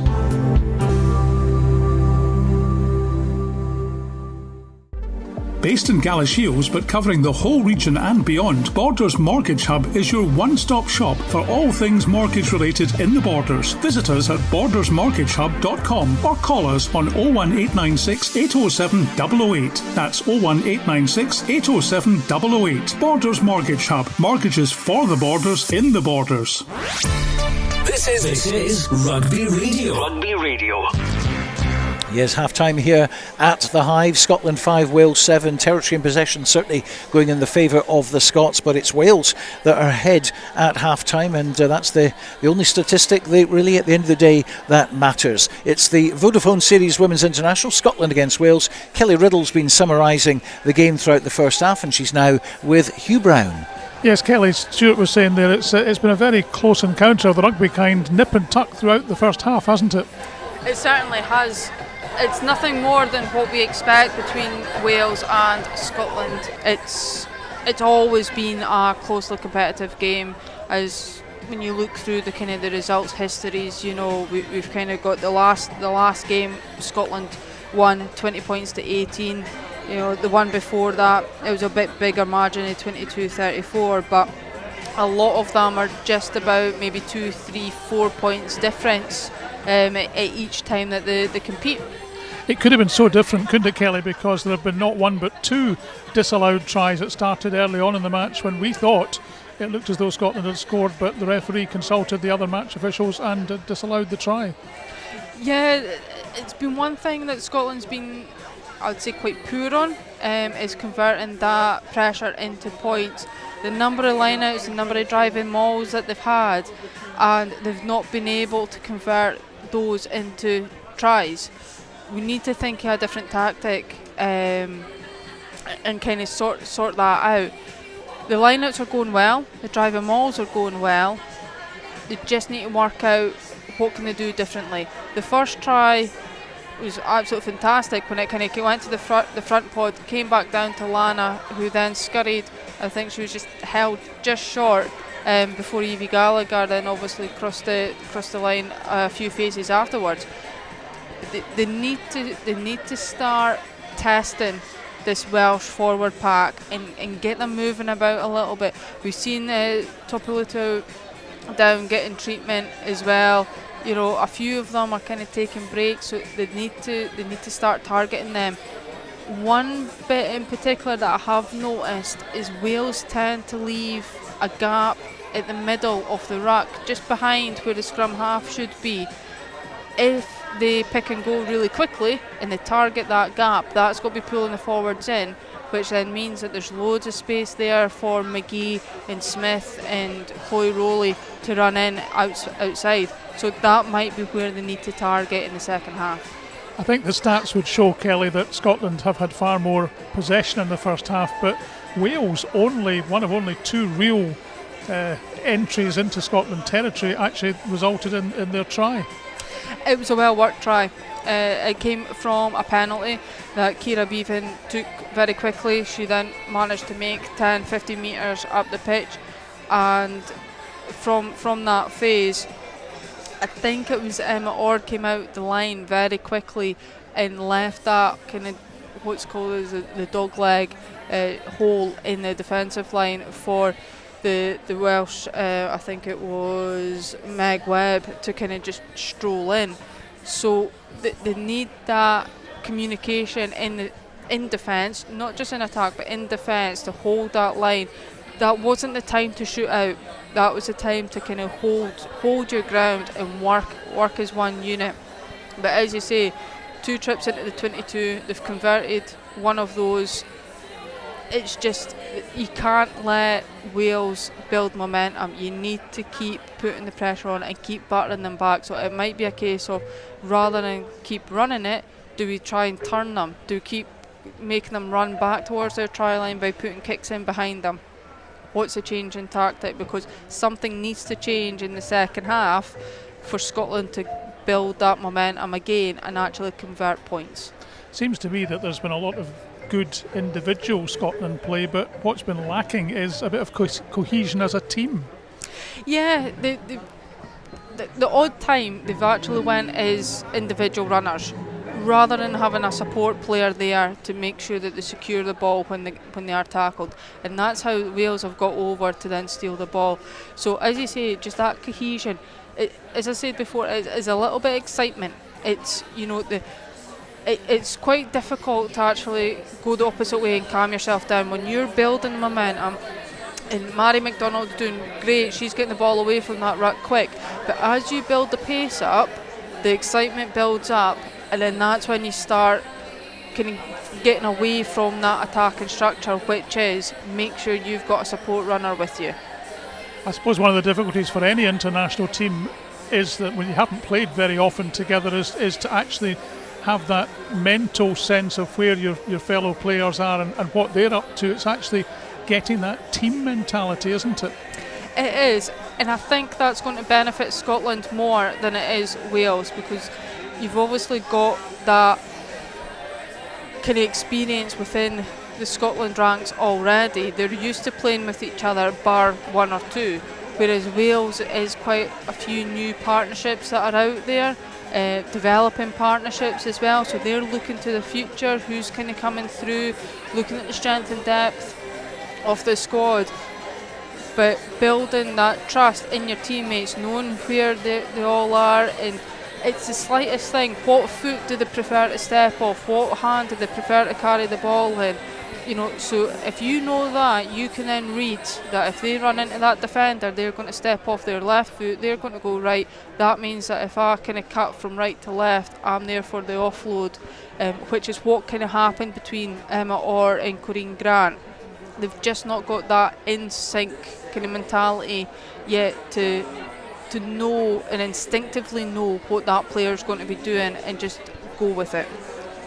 Kelly, thank you very much indeed. It's going to be a very interesting second half, that's for sure, here at the Hive.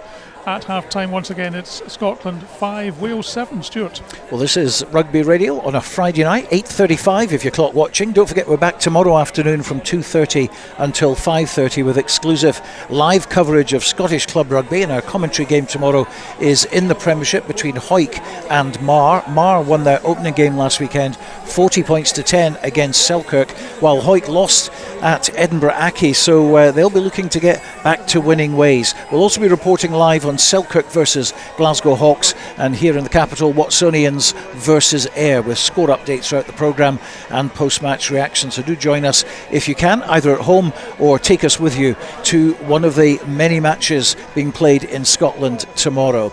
Next Saturday, by the way, we'll have a bumper show for you starting at 2:30 as usual.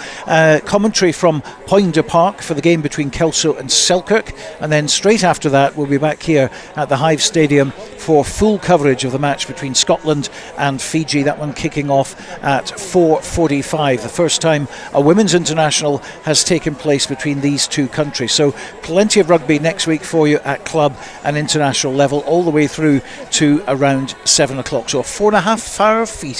This is Rugby Radio. Rugby Radio. Borders water, Borders barley and Borders people. That's what makes the Borders Distillery. Working exclusively with local farmers, the Borders Distillery is bringing whiskey making back to the region. Our award-winning distillery is open to everyone, where you can meet the people behind the scenes, explore our wash house and shop quality local products. Tour your local distillery and discover the spirit of the Borders. Full details at thebordersdistillery.com. Always enjoy our spirit responsibly. Under 18s must be accompanied by an adult when visiting the Borders Distillery. With over 30 years' experience in print and embroidery, BE Uniforms are one of Scotland's leading rugby teamwear specialists. We currently supply many great clubs across Scotland and the north of England, offering brands such as Adidas, Macron, Canterbury and BE Sport. We have a specialist teamwear team who collectively have over 60 years' experience in the trade, delivering quality teamwear and finding solutions to the challenges out there. If your club is looking for a new supplier and would like to know more, get all the details at beuniforms.co.uk. Proud sponsors of Rugby Radio and Borders Rugby TV. BE Uniforms, your identity is our purpose.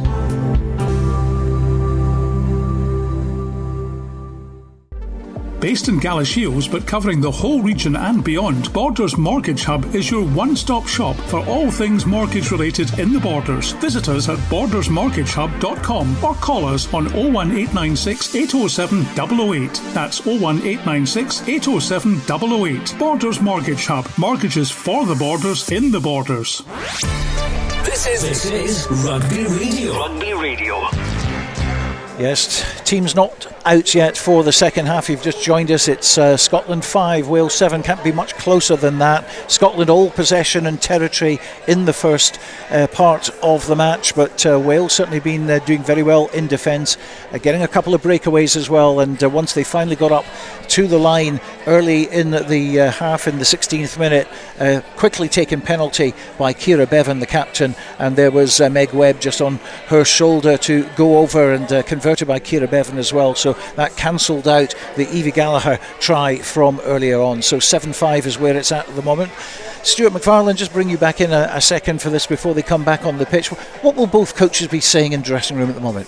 I think Scotland will certainly, Brian Easton will be looking for them perhaps to be just that little bit more calm and composed, as Kelly touched on, in the opposition 22, and be a little bit more clinical, because they're setting up plenty try scoring opportunities, but a combination of maybe a little bit uncertainty, a little bit of frantic play creeping into their game, and credit to Wales as well, some real stern Welsh defence. All of that has led to Scotland only landing up with 5 points at the interval. So I think a little bit more composure, because they're certainly getting plenty ball to play with, and they're working it from halfway downfield very well. They're setting up platforms well at the set piece, at the line out in particular, which is why I think Lana Skeldon, as you mentioned, is really disappointed that she hasn't added to her international scoring tally with at least one score this evening. Wales on the other side, I think, will be looking for more ball, because they have been dangerous in fits and starts, but they've had a bit of ball inside their own half of the field. They've had very little inside the Scotland 22, and I think Messrs Easton and Donaldson will be concentrating on how each of their respective sides play in opposition 22. Very, very frustrating, obviously, for Scotland, particularly for Lana Skeldon. 2 tries, she thought, on her 70th cap, came to nothing in the end. But good refereeing as well. I mean, they really are making sure that every decision is correct. Yeah, not over refereeing the game, and Kelly will understand what I mean by that, allowing the game to flow. And I think, being very firm and clear in her words and in her instructions to the players, and I think that was perhaps a best example of that was in the line out, when you pointed out a few occasions, Kelly, when the line out wasn't functioning, well, she wasn't satisfied with the line out, the spacing between the players and where they were in relation to the hooker throwing the ball into the line, and I think that was corrected very quickly. And discipline has been important as well. She's stamped her mark on the game without being a real authoritarian figure. OK, it's time for the second half of tonight's match in the Vodafone series. The first half ended Scotland 5, Wales 7. Let's rejoin our commentary team, Kelly Riddell and Stuart McFarlane. Well, the referee, Aurel Gruzelou, is the last of the representatives out onto the park. She's now standing on halfway, signalling that this second half can get underway. So a 2-point game, very much in keeping with recent encounters between these sides as we start the second half. Wales then kicking from right to left in this second period. A reminder, they're wearing white jerseys with bold green numbers, green shorts, white socks with the green trims. Scotland in the dark blue jerseys, white shorts and the white socks. Long kick downfield from the Scots. Hethkes is able to pick up and carry halfway up to almost towards the 10-metre line. Bevan in again, looking to try and ensure possession of the ball, and Gwynlyn Pyers was also up there, the loose head props, trying to secure ball for Wales and a platform for a skipper and scrum half to gather possession, which she does now. He's able to offload towards John, the lock forward, up and just over the 10-metre line. Half-backs linking up well. Passage there, Wilkins out towards the right-hand side, and still in between that 10 and 22. Scotland looking to try and win some turnover ball, which they do, and away they go, prodding the kick forward. Wales now are on the back foot as Scotland. Brilliant acceleration here and a brilliant bit of football. This could be a marvellous score for the left winger. An excellent try in the first 90 seconds of the second half.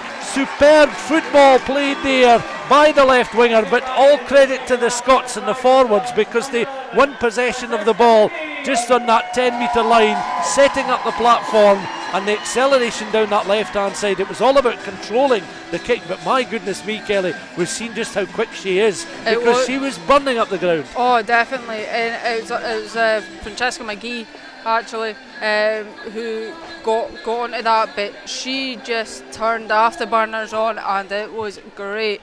That's what I've been looking forward to see all night. That's what I've heard that she can do, through the season, and she took that opportunity so well. It was a great turnover just beyond halfway, and that's her in for her 4th try from her 13th appearance. It was just it was amazing. It was a great try. It was, in fact, McGee that was able to pick up and crash the ball over the line, as we get to see it again on the big screen. And she was followed all the way by creative flair in the form of both Grant and Rollie was burning up the ground as well there, as Scotland looked to recycle, and no wonder she's got a spring in her step now, as Francesca McGee coming off that right wing again up towards the edge of that 10 metre line, looking to recycle ball. Once more the ball is grounded just on that 10 metre line, shipped out there by Merrill Smith out towards the left hand side, and Scotland again down this left hand side. Once more they go. Wales though have got defensive cover in place this time as Scotland pick up through McDonald. Ball goes a little loose there, and scampering back was Merrill Smith. She was able to pick up just round the corner, go once more. Here it is, platform then for the Scots to build on the halfway line. Skeldon has it now, goes to ground. So it was McGee who crashed over, as Kelly rightly said, for Scotland's second try. Hoisted forward now, Wales 2 back, gathered by Hesketh the fullback. Little good step there and runs into a tackle made there by Emma Orr. Scots looking to recycle and really take advantage from an electric start to this second half. They lead by 12 points to 7, and it's recycled again. The Scots up towards that halfway line, but it's Wales now in possession. A chance for them just to recycle through their scum half. Bevan, so they've won some turnover ball and hoist a kick downfield, gathered there by Helen Nelson. Lands just over the other side of that 10 metre line. Jasmine Joyce for the tackle, and the decision, well, it's gone I think against Scotland. The ball been picked up there by Bevan. Now the referee is signalling that so he wants to have a quick word I think with the Scotland skipper. Wales feel that they've certainly weathered a little bit of a storm there, which has seen Scotland lead by 12 points to 7. Brilliant bit of footwork down that left hand side, and McGee was quickest to that ball in the end, and diving over for Scotland's second try to add to a score earlier on in the game from Evie Gallagher. So we'll see now what happens here as Wales continue to try and press and probe into the Scotland half of the field. Fly half kicks down towards the edge of the 22. 4 minutes of the second half gone. Wales have this line out down to our left hand side, thrown in towards the front of the line, and again they come forward using their number 8 then. Hopkins into the 22, recycled by Bevan. Looking at the options again once more as forwards, they'll be becoming increasingly tired. Many of them will know they may be playing around an hour before being replaced. Bevan again up in support, looking to recycle. Scotland playing a high defensive line inside the 22. Wales though looking for passages of play. Not too many opportunities inside the opposition 22 in the game so far, but fruitful with Bevan and co opening an opportunity for Webb in that first half. 12-7 to the Scots, 5.5 minutes of the second half gone. Still inside the 22. Back to come again, just working it from central to left hand side, very deliberate. Bevan over the ball. Penalty though awarded to the Scots inside the 22, and Wales having to backtrack, and they'll be disappointed with that because they wanted to show some sort of immediate response, having conceded early in the second period. Yeah, they kind of just wanted to settle the nerves a little bit because Scotland came out, you know, like blaze of glory at half time and got that try really quickly, whereas Wales are just wanting to get their hands on the ball, go through the phases and just kind of calm the nerves and just settle into this second half, and they've not managed to do that just yet. Throw in for Skeldon. Oh, that's maybe a bit of an overthrow there because it's gathered by our opposite number there. It was well above the height of the jumpers anyway, and Wales now looking to pick up again through Bevan, recycling just on the edge of the 10. But that's perhaps a little bit of a let-off there for Scotland as Wales concede a penalty right on the edge of that 22. And nearly 7 minutes of the second half gone. Scotland 12, Wales 7 the scoreline. And Scotland a chance to then clear from hand downfield. And they're able to find touch, just brushing the edge of the roof just above us. And the throw-in will be to the Scots here. And again, Skeldon coming over. Readies herself to throw the ball into the line. And now a Scotland change as Leah Bremner Holden, the Gloucester Hartbury Cheltenham Tigers player, comes on for her Scotland debut.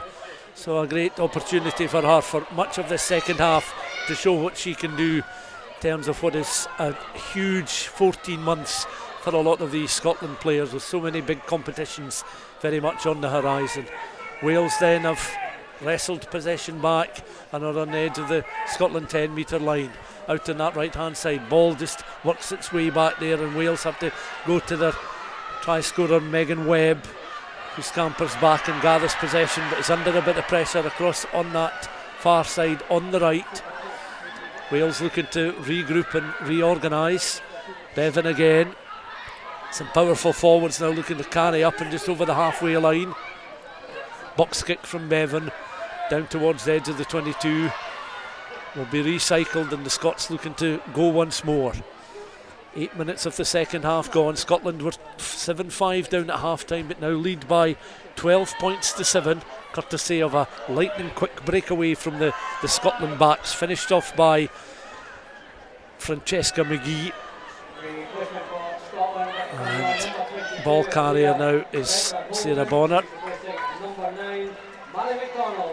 So McDonald off, and Bremner Holden is on. So a replacement at scrum half for the Scots, and she gets a warm welcome from those inside the ground as the announcer just explaining the change. Back it comes again. The cheer you can hear is just confirmation this is our first international cap. Scotland then just over on the far side. A slightly untidy spell of the game, and Wales looking just to try and iron out some creases in their attacking options now. As Bevan once more, and that pass is allowed to bounce a couple of times, trundles its way towards Gwen Crabb. The lock forward, Scotland are able to steal it and are able to kick downfield, and that's an effective kick because Wales are forced back, and Jenny Hasketh, their fullback, goes back. Was almost blocked off there by McGee, who's certainly having a very good start to this second half. Hoisted forward once more, first down to the Scotland half, then back downfield by the Scots, and that's going to stop just short of the try line there. Followed all the way by Robin Wilkins, and Wilkins from practically her own try line hoists it into touch just beyond the 22, and it provides Scotland with a throw in just down below us and an opportunity to press this Welsh side again. So both sides have now made changes, with that Nell Metcalf switch for the injured Catherine Richards just before half time, and as I say, Leah Bremner Holden on for her first full international cap in place of Mary McDonald just a couple of minutes ago. Little breather for the referees and for the assistants as well as the players.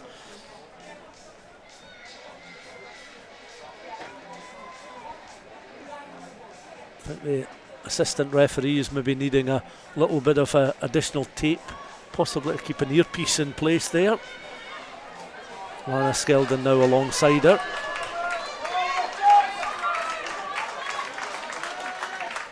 We'll bring Kelly Riddell in just a moment again, perhaps to reflect on that Scotland score, as again Skeldon spins the ball towards the back of the line. That was a better executed line out after the last one was a little bit of an overthrow, mopped up then by Bremner Holden, who's up with play again at the moment.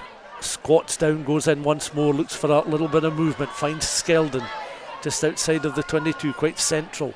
Then the replacement scrum halves in again, on towards Nelson, the fly half. Scotland then finding some room inside the 22.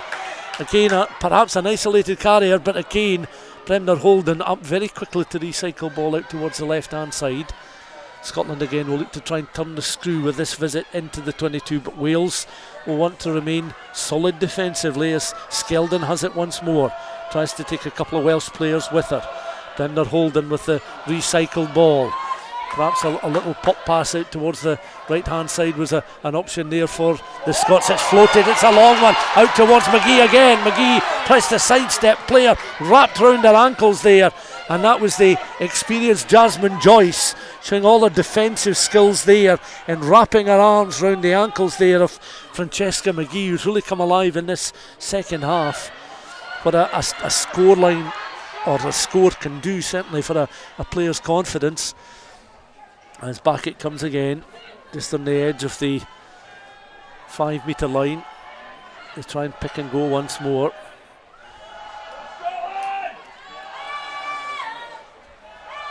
Again, Scotland trying to be that bit more effective than they perhaps were in the first half in situations like this. Skeldon's the latest to try and pick and go. Over the ball there, Alex Stewart involved. Now they try and spread it wide out towards the fullback there. Chloe Rollie inside those final 2 or 3 metres. Looking now for the lock forward to make a break on there. And Fee McIntosh was readying herself for the pass, received the ball. Couldn't quite finish it off though. Back it comes again to the Scotland skipper Malcolm. Still inside those final 3 metres. Mopped up then, now some space across on the far side. Out towards the left hand side, they just couldn't take the ball in. Rollie out towards the left. Scotland had players in space, but the link-up play, Kelly, just didn't come off for the Scots. Had it done so, they were in for a certain score. Wales have made a further change, we'll tell you about in a second. But Kelly, what a start to the second half. It's been a fantastic start for Scotland in the second half, and Francesca McGee is just hugging that far touchline. She's pulling and stretching the Welsh defence, and that's where the gaps are coming from. Chloe Rollie kind of stepping back inside there. I think that just needed to kind of come through the hands towards Corinne Grant. That might have been a try at this side, but certainly Scotland have the upper hand at the present moment in the second half. They're going through the phases well. I'm absolutely loving Leah Brebner holding at scrum half. I think her passing is slick, it's very smooth straight off the ground, she's very quick to the racks, and that's helping Scotland build the momentum, and Wales are struggling to plug the gaps in defence. Both sides have made some changes there. I can see on the park Alicia Butchers has come on for Wales. I think Lana Skeldon has been withdrawn.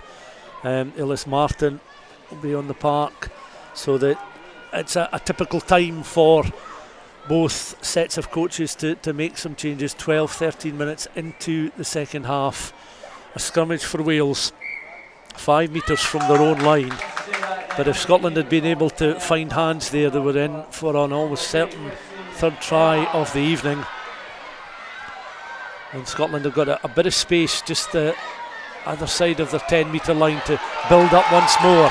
Once again it's McGee. Outside her this time was Emma Orr, and McGee gets it back once again.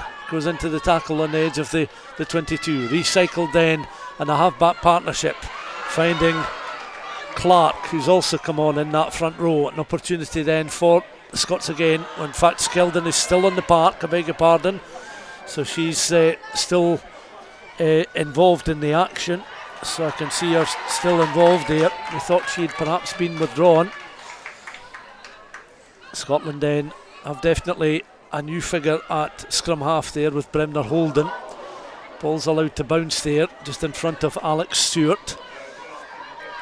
Back it comes in again, and you can see Helen Nelson was just waiting to pass out towards that left hand side, and again they're almost queuing up to finish off the move, and that was a powerful bit of running down the left hand side, which resulted in the second try in the second half, the third in the game. 54 minutes gone, and Scotland are finding some real joy down that left hand side. A Scotland score coming 54 minutes into the game, and all credit to the Scots there. And I think it's the fullback Chloe Rollie who's receiving the congratulations of her teammates there. She was the one in space this time. She almost made a try 2 minutes earlier. Rollie's in for try number 3, and Scotland are certainly showing their class in the second half. She's been a threat. She's been a threat since first minute, running into the attacking line. She's got quick feet. She can change direction. She can change pace so quickly. And that's what has been threatening kind of from the first half into now. She almost scored a try about 10 minutes ago. She's went and scored that one through just pure grit and determination as well, and she's thoroughly deserved with the way that she's been playing tonight to get that try. And an excellent bit of play as well in the build-up from the outside centre, Emma Orr with the pass. And Chloe Rollie, don't get me wrong, she's still had a lot of work to do, and it was a good solid grounding of the ball as well. because she was stretching all the way to try and ensure she was the right side of the line. Wales making another change, and Ala Pyers has come on, so that means that we now have the first sisters to play for Wales since France 2008, with Claire and Louise Horgan were involved on that occasion. So we see that Wales are offering opportunities for a wider cast of players ahead of, as we mentioned, a big 14 months for these sides, with Six Nations and of course the small matter of the World Cup in England in 2025. Played the ball downfield, gathered in by Hesketh, runs up towards the 10 metre line, just over the 10. Tackle comes in there from Rachel Malcolm, the Scotland skipper, looks to recycle ball, and on it goes again through the hands there of Wilkins, the fly half, and Jasmine Joyce finding some space, but an interception, and Scotland again are very much switched on to any loose passage of play here from Wales, and once more a slaloming run taking the Scots up towards the edge of the 22, recycled again, trying to get players to come onto the ball at pace, and again the Scots, the ball allowed to bounce a couple of times just in front of Orr, prodding the kick forward, and across on this right hand side, following the ball all the way was Francesca McGee. But again, the Scots finding space either on that left hand side or down the heart of the pitch, and really asking some questions of this Welsh defence, who really have to be switched on. Yeah, it's both the wingers, both Grant and McGee. What they're doing, they're basically staying on the touchline, which means that Wales have to fill that pitch in defence. If they don't, Scotland are going through the heart in defence. So they're plugging that gap, which is then bringing them closer in, and that's creating the space out on the wing for them. And Chloe done exactly the great thing. Keep changing direction, because especially if that defender's got their back to you, because they can't defend with their back to you. And that's how she ended up making about 15 metres up there before Nell Metcalfe came in and stopped her and put the tackle in. You can see what the difference tries have made to the individual performances of some of these Scotland players. 19 points to 7 the scoreline, approaching an hour played here at the Hive in Edinburgh, and Scotland of course facing Fiji in just over a week's time. We'll bring you live commentary of that. I think that's a 4:45 kick-off next Saturday afternoon. So Scotland back to the action. They have a scrummage inside the Wales 22, and a chance now for the Scots. Feeding the ball in is Leah Bremner Holden on debut, floating a nice pass out there towards Smith, up towards the edge of the 5 metre line. Bremner Holden goes in once again, pass it towards the left hand side to Nelson, played on there by Rollie. McGee round the corner once more. Scotland again down that left hand side, but from inside the 22 building the attack this time, looking to try and find another route to the Welsh line. So Scotland leading certainly by a handsome margin at the moment. One or two writers this morning in websites and newspapers were predicting that Scotland could perhaps inflict a bit of a defeat on the Welsh rather than a close run thing. Others, perhaps like ourselves, felt it would be a little bit closer than it has been. 58 minutes gone, Scotland still rumbling towards that Welsh line. In the thick of the defence at the moment is almost every Welsh player I can see peeling away. It's Jasmine Joyce almost protecting underneath her posts just now, but the referee having a good long hard look, and play will resume with again Wales players along their own goal line, and a tap and go for the Scots 5 metres from the Welsh line. Referee's going to bring play back. These are nervous moments for a Welsh team, that if they concede another score, you feel that could be curtains for them this evening. As it is, 19-7's a handsome lead to have with just over 22 minutes to go. Yeah, Scotland have done really well to build up that lead. You know, they're putting the pressure on. However, I do feel that Wales are quite lucky in the sense that that's been 3 penalties already inside their own 22 when Scotland have been attacking. So the referee's going to have to give them a wee word of warning that if they continue that, as I said in the first half, she might be forced to kind of take action that she doesn't want to. However, on the flip side, Scotland have to keep putting the pressure on. They have to keep forcing Wales into those mistakes by quick rucks, quick ball, changing the angle, which is what Emma or Meryl Smith Chloe Rollie are all doing, and then you've got Grant and McGee, as I've said, on the touchlines, just pulling that extra space there and running onto the ball at pace. Scotland have offered a lot from further down the park in terms of breakaways and interceptions and showing their pace, but do you think Brian Easton and a lot of the Scotland supporters will be saying, right, come on, we need to score a different type of try now to show that we can be clinical in these situations? Yeah, they need that close contact try. They definitely need to build that, and hopefully this is what's going to lead to now away from the scrum. Gallagher was able to pick up from the back of the scrum there, and the Scotland front row replacements now trying to become effective on then towards Chloe Rollie. Now she's blocked towards the line there, and McGee is up in support.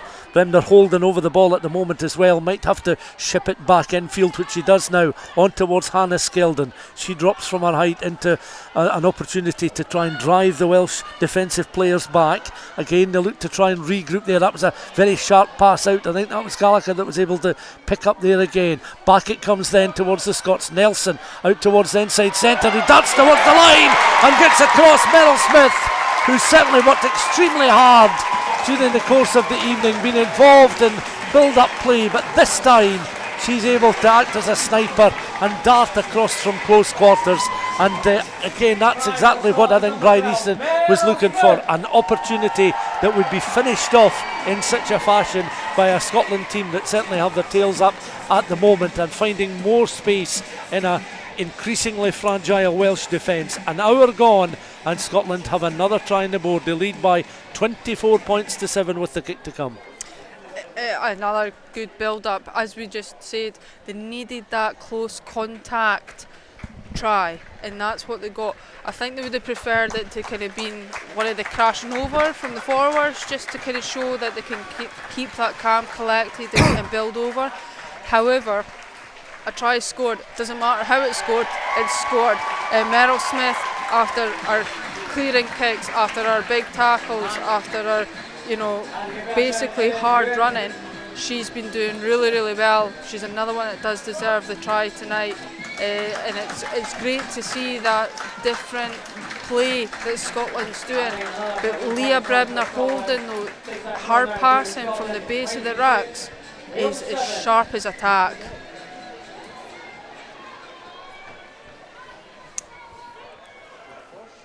Scotland then, from the restart, watching on. Wales will get this match underway. They've got their players lined up and organised and are able to gather the restart kick up and just beyond the 22 they go.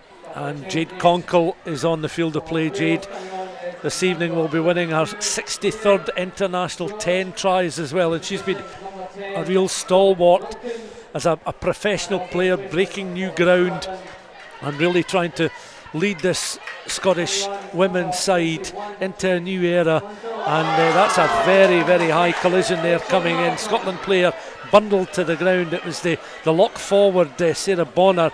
Bonner gets back to her feet, makes absolutely nothing of it, in fairness to her, and just perhaps classed as a rugby incident. But maybe the Scotland coaching staff will want the referee to have had a look at that one again, as there's that bit of play in between that 10 and halfway line. Ball knocked forward, and again the Scots looking for opportunities to try and work their way back into the Welsh half. I think a satisfied crowd, certainly if you're wearing dark blue, but Wales will feel that they'll want to make full use of an international like this, because they'll look at the bigger picture and where they're going to be come the Six Nations, and perhaps even more importantly come the expanded World Cup in a year's time.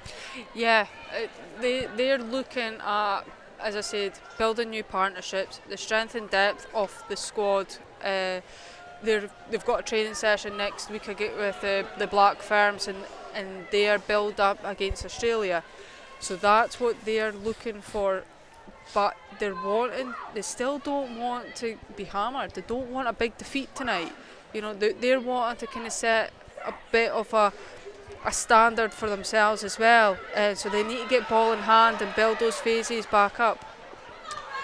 Wales then from halfway, hoisting a kick cross field. Jasmine Joyce again trying to escape from the tackle coming in there on the Scotland right hand side, as the ball trundles sideways and is picked up by the number 8 Gwynan Hopkins, and in goes Bevan.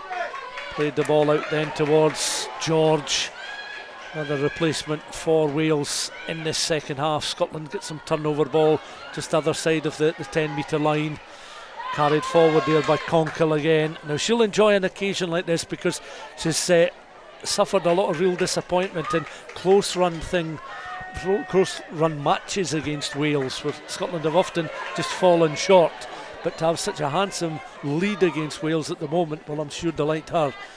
Wales, though, have time on their side to try and eat into the Scotland lead, but they'll need to do something perhaps from this kick downfield, gathered by Jasmine Joyce up towards her own 10 metre line, clawed to the ground just on the edge of the 10 in that 15 channel. Scotland look to regroup. Alex Stewart with the tackle.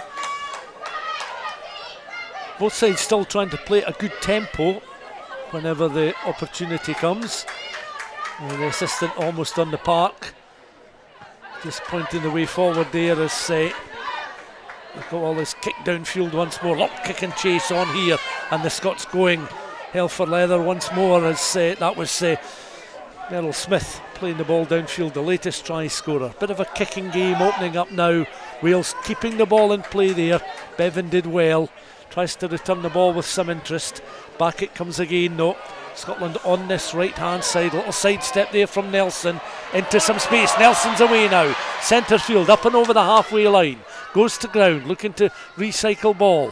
Out it comes on that left hand side again, and Scotland just looking for McGee and for Corinne Grant every opportunity to try and eat up the ground further down the park. So they go between again the 10 and the 22. Across on that left hand side, back in field. Nelson has it now, again just over that 10 metre line. Crossfield kick, that bounces favourably for Rollie.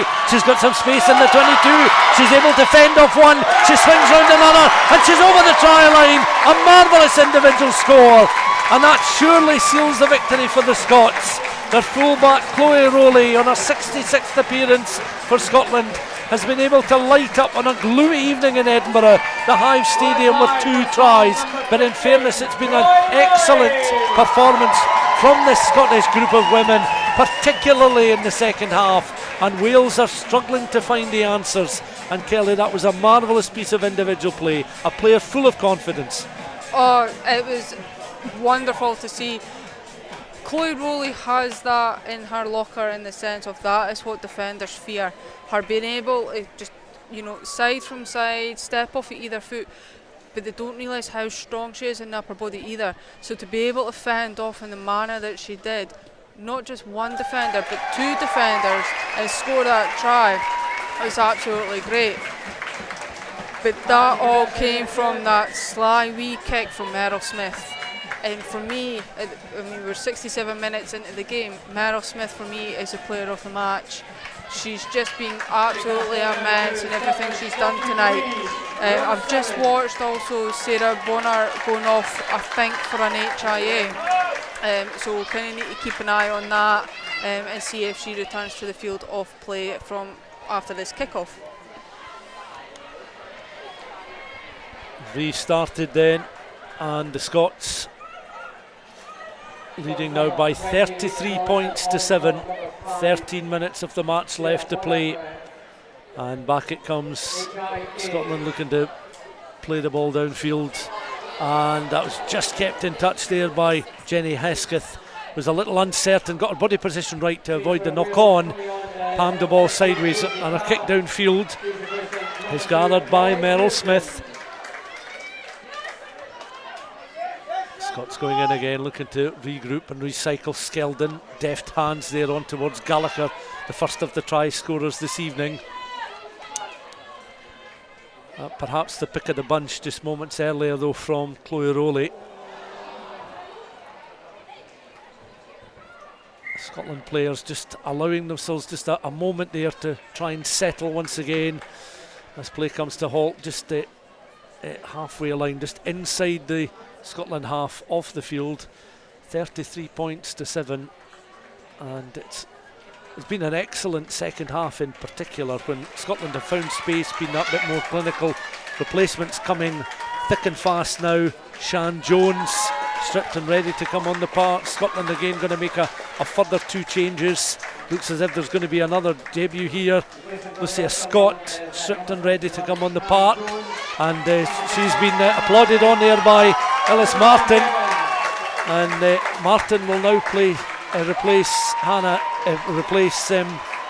Lana Skeldon, and we thought this replacement was going to come a little bit earlier on in the half. And warm applause and cheers for the Scotland players leaving the park. We put in a real shift in these 6 to 8 minutes, and if nothing else, if things go to plan from a Scottish point of view in the next 11 minutes, it sets them up nicely for this really intriguing match in just over a week's time against Fiji.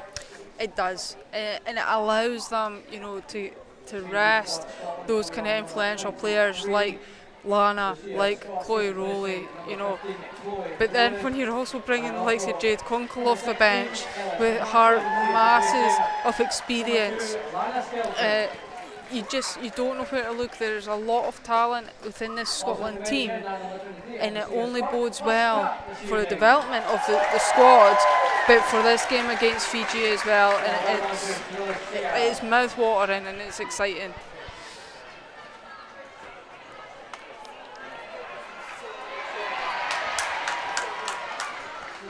Wales just the other side of halfway, looking to pick up once more. Just round the corner. Centrally, they pick and go once again, and an opportunity perhaps opening up for Butchers. Floated pass out there towards Sian Jones on the park. Full back up with play. Penalty awarded to Wales. Wales now with the opportunity to ping this one down to the corner, trusting the right boot here of George. Takes a couple of steps forward and then angling that kick. Now that's not going to be a touch finder, that's gathered in the Scotland right hand corner, so it doesn't find touch. Return with a little bit of interest, gathered by George, who can run onto that at a bit of pace, is able to offload towards Alapires off the bench as well. The advantage with Wales at the moment, just short of the edge of the 22. Tackles coming in. Bevan still on the park, still trying to pull the strings for a Welsh side that will feel as if they're seeing stars at times in the second half, because they've really been sort of knocked sideways by a Scottish team that was trailing 7-5 at half time, but now lead by 33 points to 7. So it's certainly an unusual set of circumstances for Scotland in recent fixtures against Wales to lead by such a handsome margin going into the closing stages. And whether Wales will put that down, just a bad night at the office from them. Brian Eason will certainly want to build on what has been a fruitful 12 months in the park with improved performances from Scotland. Wales though have the throw in and another opportunity to attack the Scots with the line out. Played in there by Rosie Carr, and again Wales looking to their replacement hooker as the referee spots an infringement, and again just some disappointment on the faces now of these Welsh players that are stepping back, feeling that this opportunity this evening, it hasn't gone to plan, but they'll want to shake themselves down and go once again. Having made some changes during the course of the second half, the Scottish changes have been pretty effective, it has to be said, perhaps more so than the changes made by the Welsh coaching staff. Yeah, I think the timing of the changes has also helped Scotland. As I said, I mean, when you're bringing on the likes of Louise McMillan, 54th cap tonight, Jade Conkle on her second, third, they're big, influential players, very well experienced. But then you're mixing that in with Leah Bribner Holden, our debut, Lucia Scott, our debut. But they've slotted in and they're fitting into the team very, very well. And that's credit to the players, but credit to the squad and, the backroom staff as well. That timing of the changes have helped Scotland a lot, and they're not flooding the game with changes. It's kind of dribs and drabs, and just at the right time as well, when they see their players starting to kind of dip a little bit, that's when they're making the changes. The Welsh heads seem to have went down now, so they need to kind of pick themselves up. I'm just watching on here as Wales with the line out. That's a floated pass out towards the edge of the 22. Wales again on the attack. Bevan has a little look inside, taken on this time by Macy Davis. Back again it comes. Scots again just on the defensive. 6.5 minutes left. These players will want to try and remain fresh and focused. They'll not want to concede in this second half. They've kept Wales out for the entirety of the second half. 6 minutes of the second half left to play, and Scotland will want to remain disciplined. The referee has warned a few players that she's certainly not going to stand for any nonsense. Again, Wales looking to build, and that just floating above the hands there of Butchers, and Scotland again able to intercept and get the ball up towards the edge of the 10-metre line. Back in it comes, hoisted forward, and that's a lengthy kick downfield just to ease the pressure, and away they go once more. A raking run here from Lucia Scott.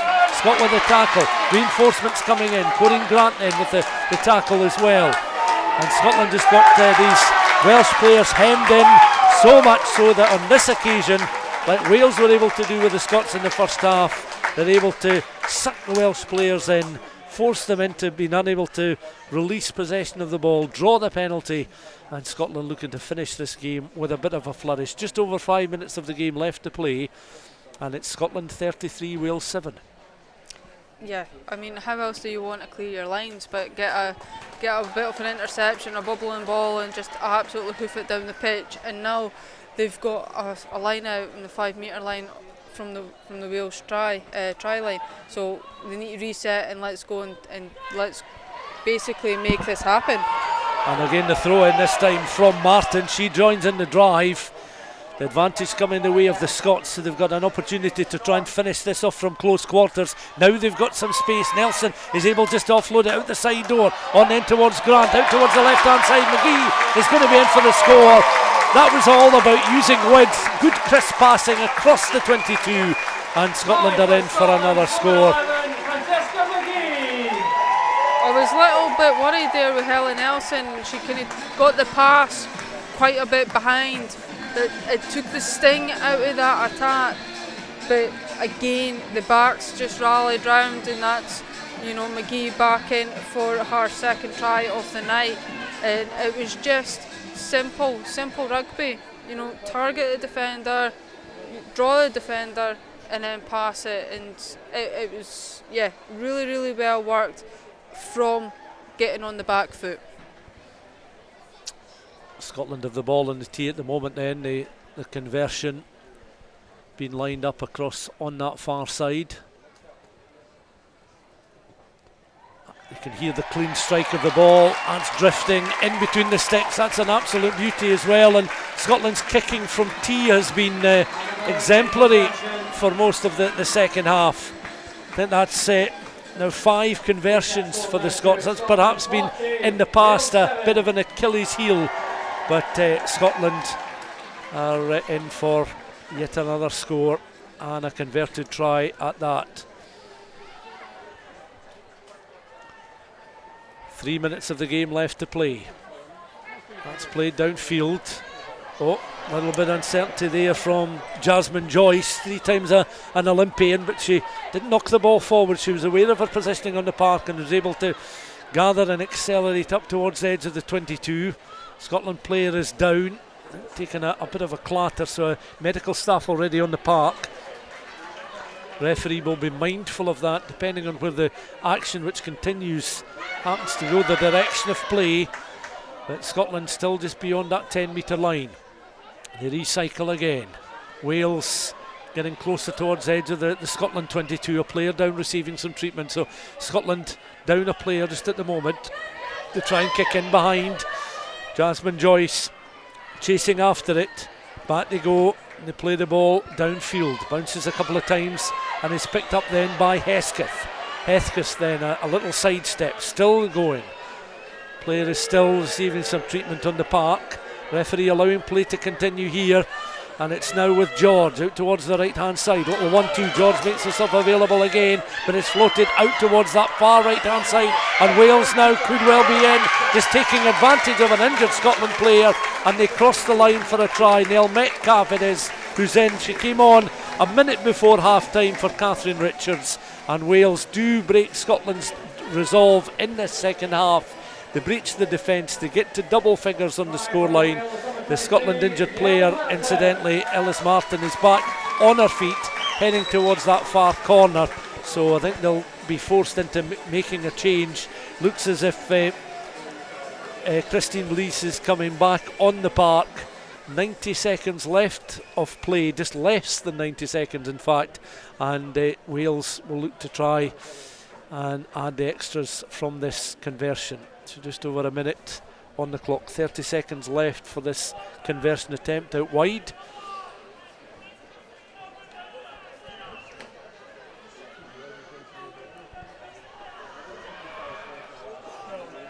Going to make full use of the time before taking this conversion from just on the edge of the 22. A right-footed strike, certainly had the height and distance, and it's true.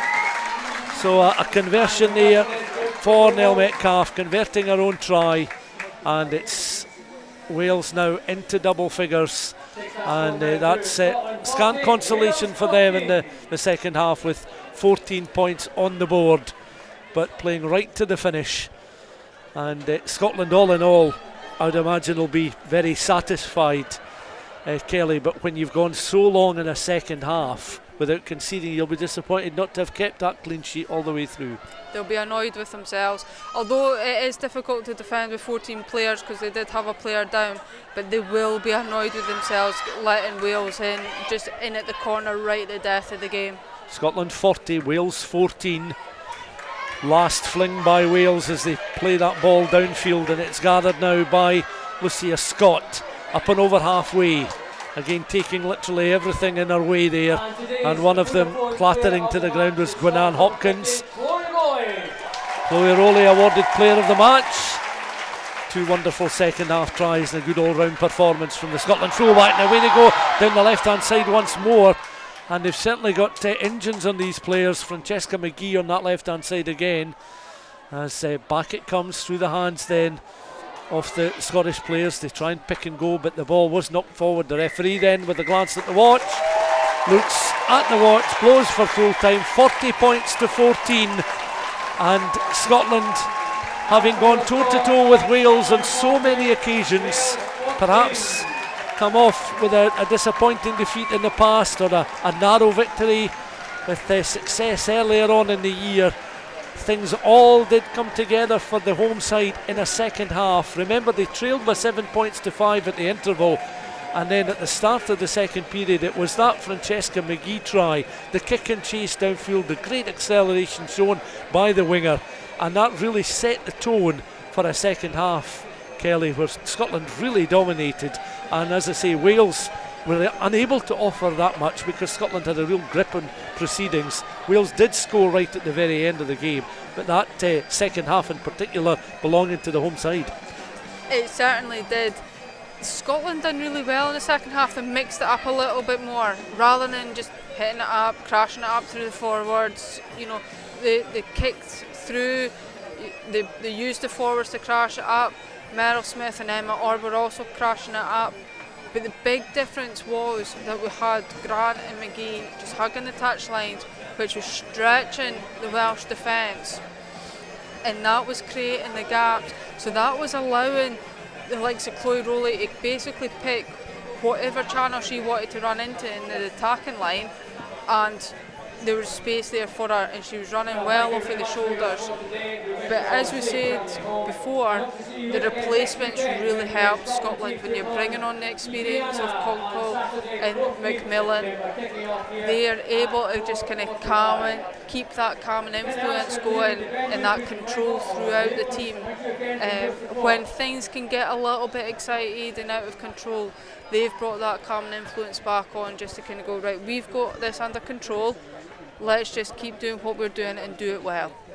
Well, Stuart, Scotland victorious by 40 points to 14. Some positive headlines going to be written in the papers tomorrow morning. Certainly will do. A lot of people were obviously raising their eyebrows, really, predicting an 18-point win for Scotland. They said, no, that's very, very generous. In the end, it's 24 points. And just breaking with, I was going to say 26 points. breaking with tradition, because when these sides come together, and Kelly touched on it as well, and it was mentioned in the build-up, these are usually closely fought games. Heather Lockhart, who's watched an awful lot of women's rugby at various levels, particularly at international level, since she sort of slipped out of the international reckoning as a player, was expecting a close run thing as well. So this will delight a Scotland following that is seeing improvement at this level, and they're aware of how big a 14 months it is. They've got to take a result like this and kick on from it. This can't be the top of the mountain for them at the moment. They've got to make sure that this is only just the start. And what about Wales' reaction to that then? They obviously fielded a weaker team than the side that beat Spain, of course. Only 6 remaining there. When they got possession, there wasn't much possession they got, but when they did do it, they looked quite dangerous. Yeah, I think 2 tries. I think by very nature of these matches, as a coach, you're looking at options, you're looking at partnerships, and Kelly, you touched on it from both sides, how you come into a game like this and you try and enhance your squad and give players an opportunity and try and gauge where they are, bearing in mind that it's not a competitive game. It's further down the line that you're going to necessarily call upon these players when they're going to be up against it to perform in matches that really do count in a tournament environment. And it's learning about these players in situations like this, working out where they are, what improvements they need to make if they're coming back from injury, and can they offer enough to really challenge the recognised players that tend to occupy these jerseys when everybody's available. And Kelly, what was interesting, in the first half they were attacking the right channel, no success at all, went down at half-time 7-5.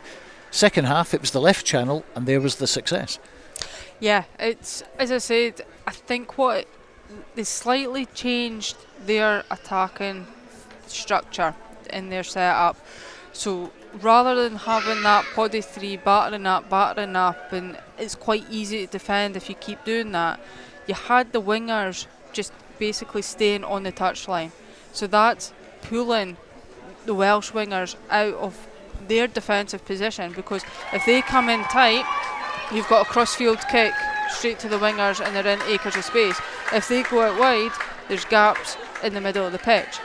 And what Scotland did really well is they mixed between the two attack. So they attacked out wide. When that stopped, they attacked inside. When that stopped, they attacked back out wide again. And that's what really worked for them, is they were identifying where the gaps were and they were getting the ball there quickly. And I think Scotland as well noticed that maybe Wales were overcompensating after Catherine Richards went off, and Nell Metcalfe came on. Now she was very good in attack, but the Welsh defensive shape down that side seemed to change in the second half. So it's maybe no coincidence that that's happened when Wales were forced into a significant change in the first half. And I think Brian Easton, we mentioned this as well in commentary, be pleased with the sort of firm Cotter pressing, winning the ball inside your own half, scoring a try from 50 metres or something like that.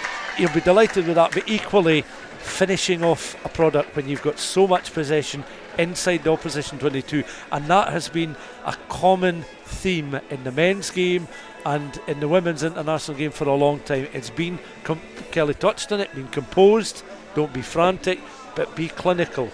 Because if Scotland had been in that first half, that score could have been nearer 50. I was going to say, because I mean, at half time everyone was frustrated. Brian Easton must have said, look, calm down, this is where we're going left, that's where we're going to get the success, and they did manage it. They got a brace. Chloe Rollie was outstanding, player of the match by a mile, but Francesca McGee, what pace she has, 2 tries for her as well, Meryl Smith as well. So good to see in the backs you got the try scoring, and Eve Gallagher as well, and 5 conversions from Helen Nelson. We're talking about Francesca McGee, and she's in fact joined us now with Hugh Brown. Actually, it's Chloe Rollie. Oh, it's Chloe Rollie. Chloe Rollie, player of the tournament. She moves so fast. What a fantastic second half that was, Chloe. Yeah, I think I think we needed to just focus on breaking Wales down. The first half maybe wasn't how we wanted it to be, but second half we came out and we knew that if we played our game plan and worked really hard and tired them out that we would get some tries, and that's exactly what happened. It was. What changed then between the first half and the second half? Because obviously we're 2 points down at the interval. I think just the ability to spot what opportunities were there. I think in the first half we kind of rushed it a bit. We didn't have patience, and I think in the second half we realised what was on. The space was a bit more wide, but we needed to earn the right to go there. So we had to hit up a couple of times and then go wide and catch them on the heels. Really. 2 fantastic tries for you, an absolutely brilliant solo effort as well, right under the post. Yeah, I think I'm really happy that I managed to get that try. It's not all about me. The team made that happen, but I think. As an individual, I'm proud of coming back from ankle surgery in summer and showing what I can do and showing that I'm pretty much back in full fitness. It's your biggest win over Wales for many, many years, actually. Yeah, I know. This is just testament to how well we trained this summer. Our pre-season has been going really well, and we're really aiming to push it a level. With WXV2 coming up in a couple of weeks, and then next year's the World Cup. So I think we have just focused on really what we can do and how we can improve as a squad, and we showed that tonight on the pitch. What do you think about the Wales team? Because it was an experimental team. The Wales coach tried out some new players. You were a much more experienced side, I think it's fair to say. Yeah, I think Wales' squad were not very inexperienced. They're quite inexperienced. They had a couple of seniors players. Maybe their coach is looking to bring the less experienced players through the ranks and get them ready for a WXV tournament. And I think we were more aiming for getting consistency. Starting off on the right foot and focusing more on what we could do. We didn't really think about them through the week. We just focused on how we were going to play and how we were going to build and how we were going to get confidence going into the Fiji game and in WXV. And I think it's Wales put up a good fight, but we got them at the end there. And let's talk about Fiji next Saturday. You've never played them before? No, never played Fiji. I think it's going to be a really exciting match. I've played them before at Sevens, and they're a very unstructured team, which it can be a bit difficult when we're a bit more on the structured side. I think it's going to be very difficult, very fast, very offload skills. I think we're going to have to be very focused on how we want to play as a squad in both attack and defence. And I'm excited to play though. Hopefully, depending on selection, and see how the squad gets on against a less structured team. I tell you, you'll have a 16th man because the crowd will really cheer you on. Yeah, no, I think the crowd are going to be amazing next week. They were really loud this week, and it always pushes us to be the best that we can be. And every time something happens in the game and you hear them shouting on you, it's really, really a boost in it. Like you say, it's like a 16th man. It pushes you forward and makes you want to do really well for them and show them what we can do. Should maybe say 16th women, shouldn't we? Yeah, 16th women. Yeah, fair point. Yeah. But you'll be excited about playing Fiji because they're such a strong side, big side. I mean, bit different from Wales, I suppose. Yeah, I think it's definitely going to test us with our physicality. Wales are big, they're very physical, but I think with Fiji they're going to just tuck the ball, they're going to want to go, they're going to run at us. They're going to look to maybe suck us in defence, and then skills on the outside, and it'll be really offloady. They'll bring all the skills, and I think it's a good test for us, especially with coming up to WXV. We've got Australia there. They're a bigger team again, and I think it'll set us up nicely for that tournament. Wee celebration tonight, Chloe? Well, it's quite late now, so I think go back, recover, see how we get on. But yeah, I think get ready for Monday. We're back in on Monday, so.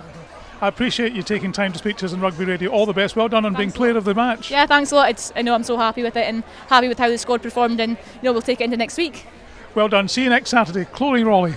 Lovely to hear from Chloe, and of course nothing wrong with that ankle at all. That's marvellous. Well done to her. And that just about wraps things up here at the Hive.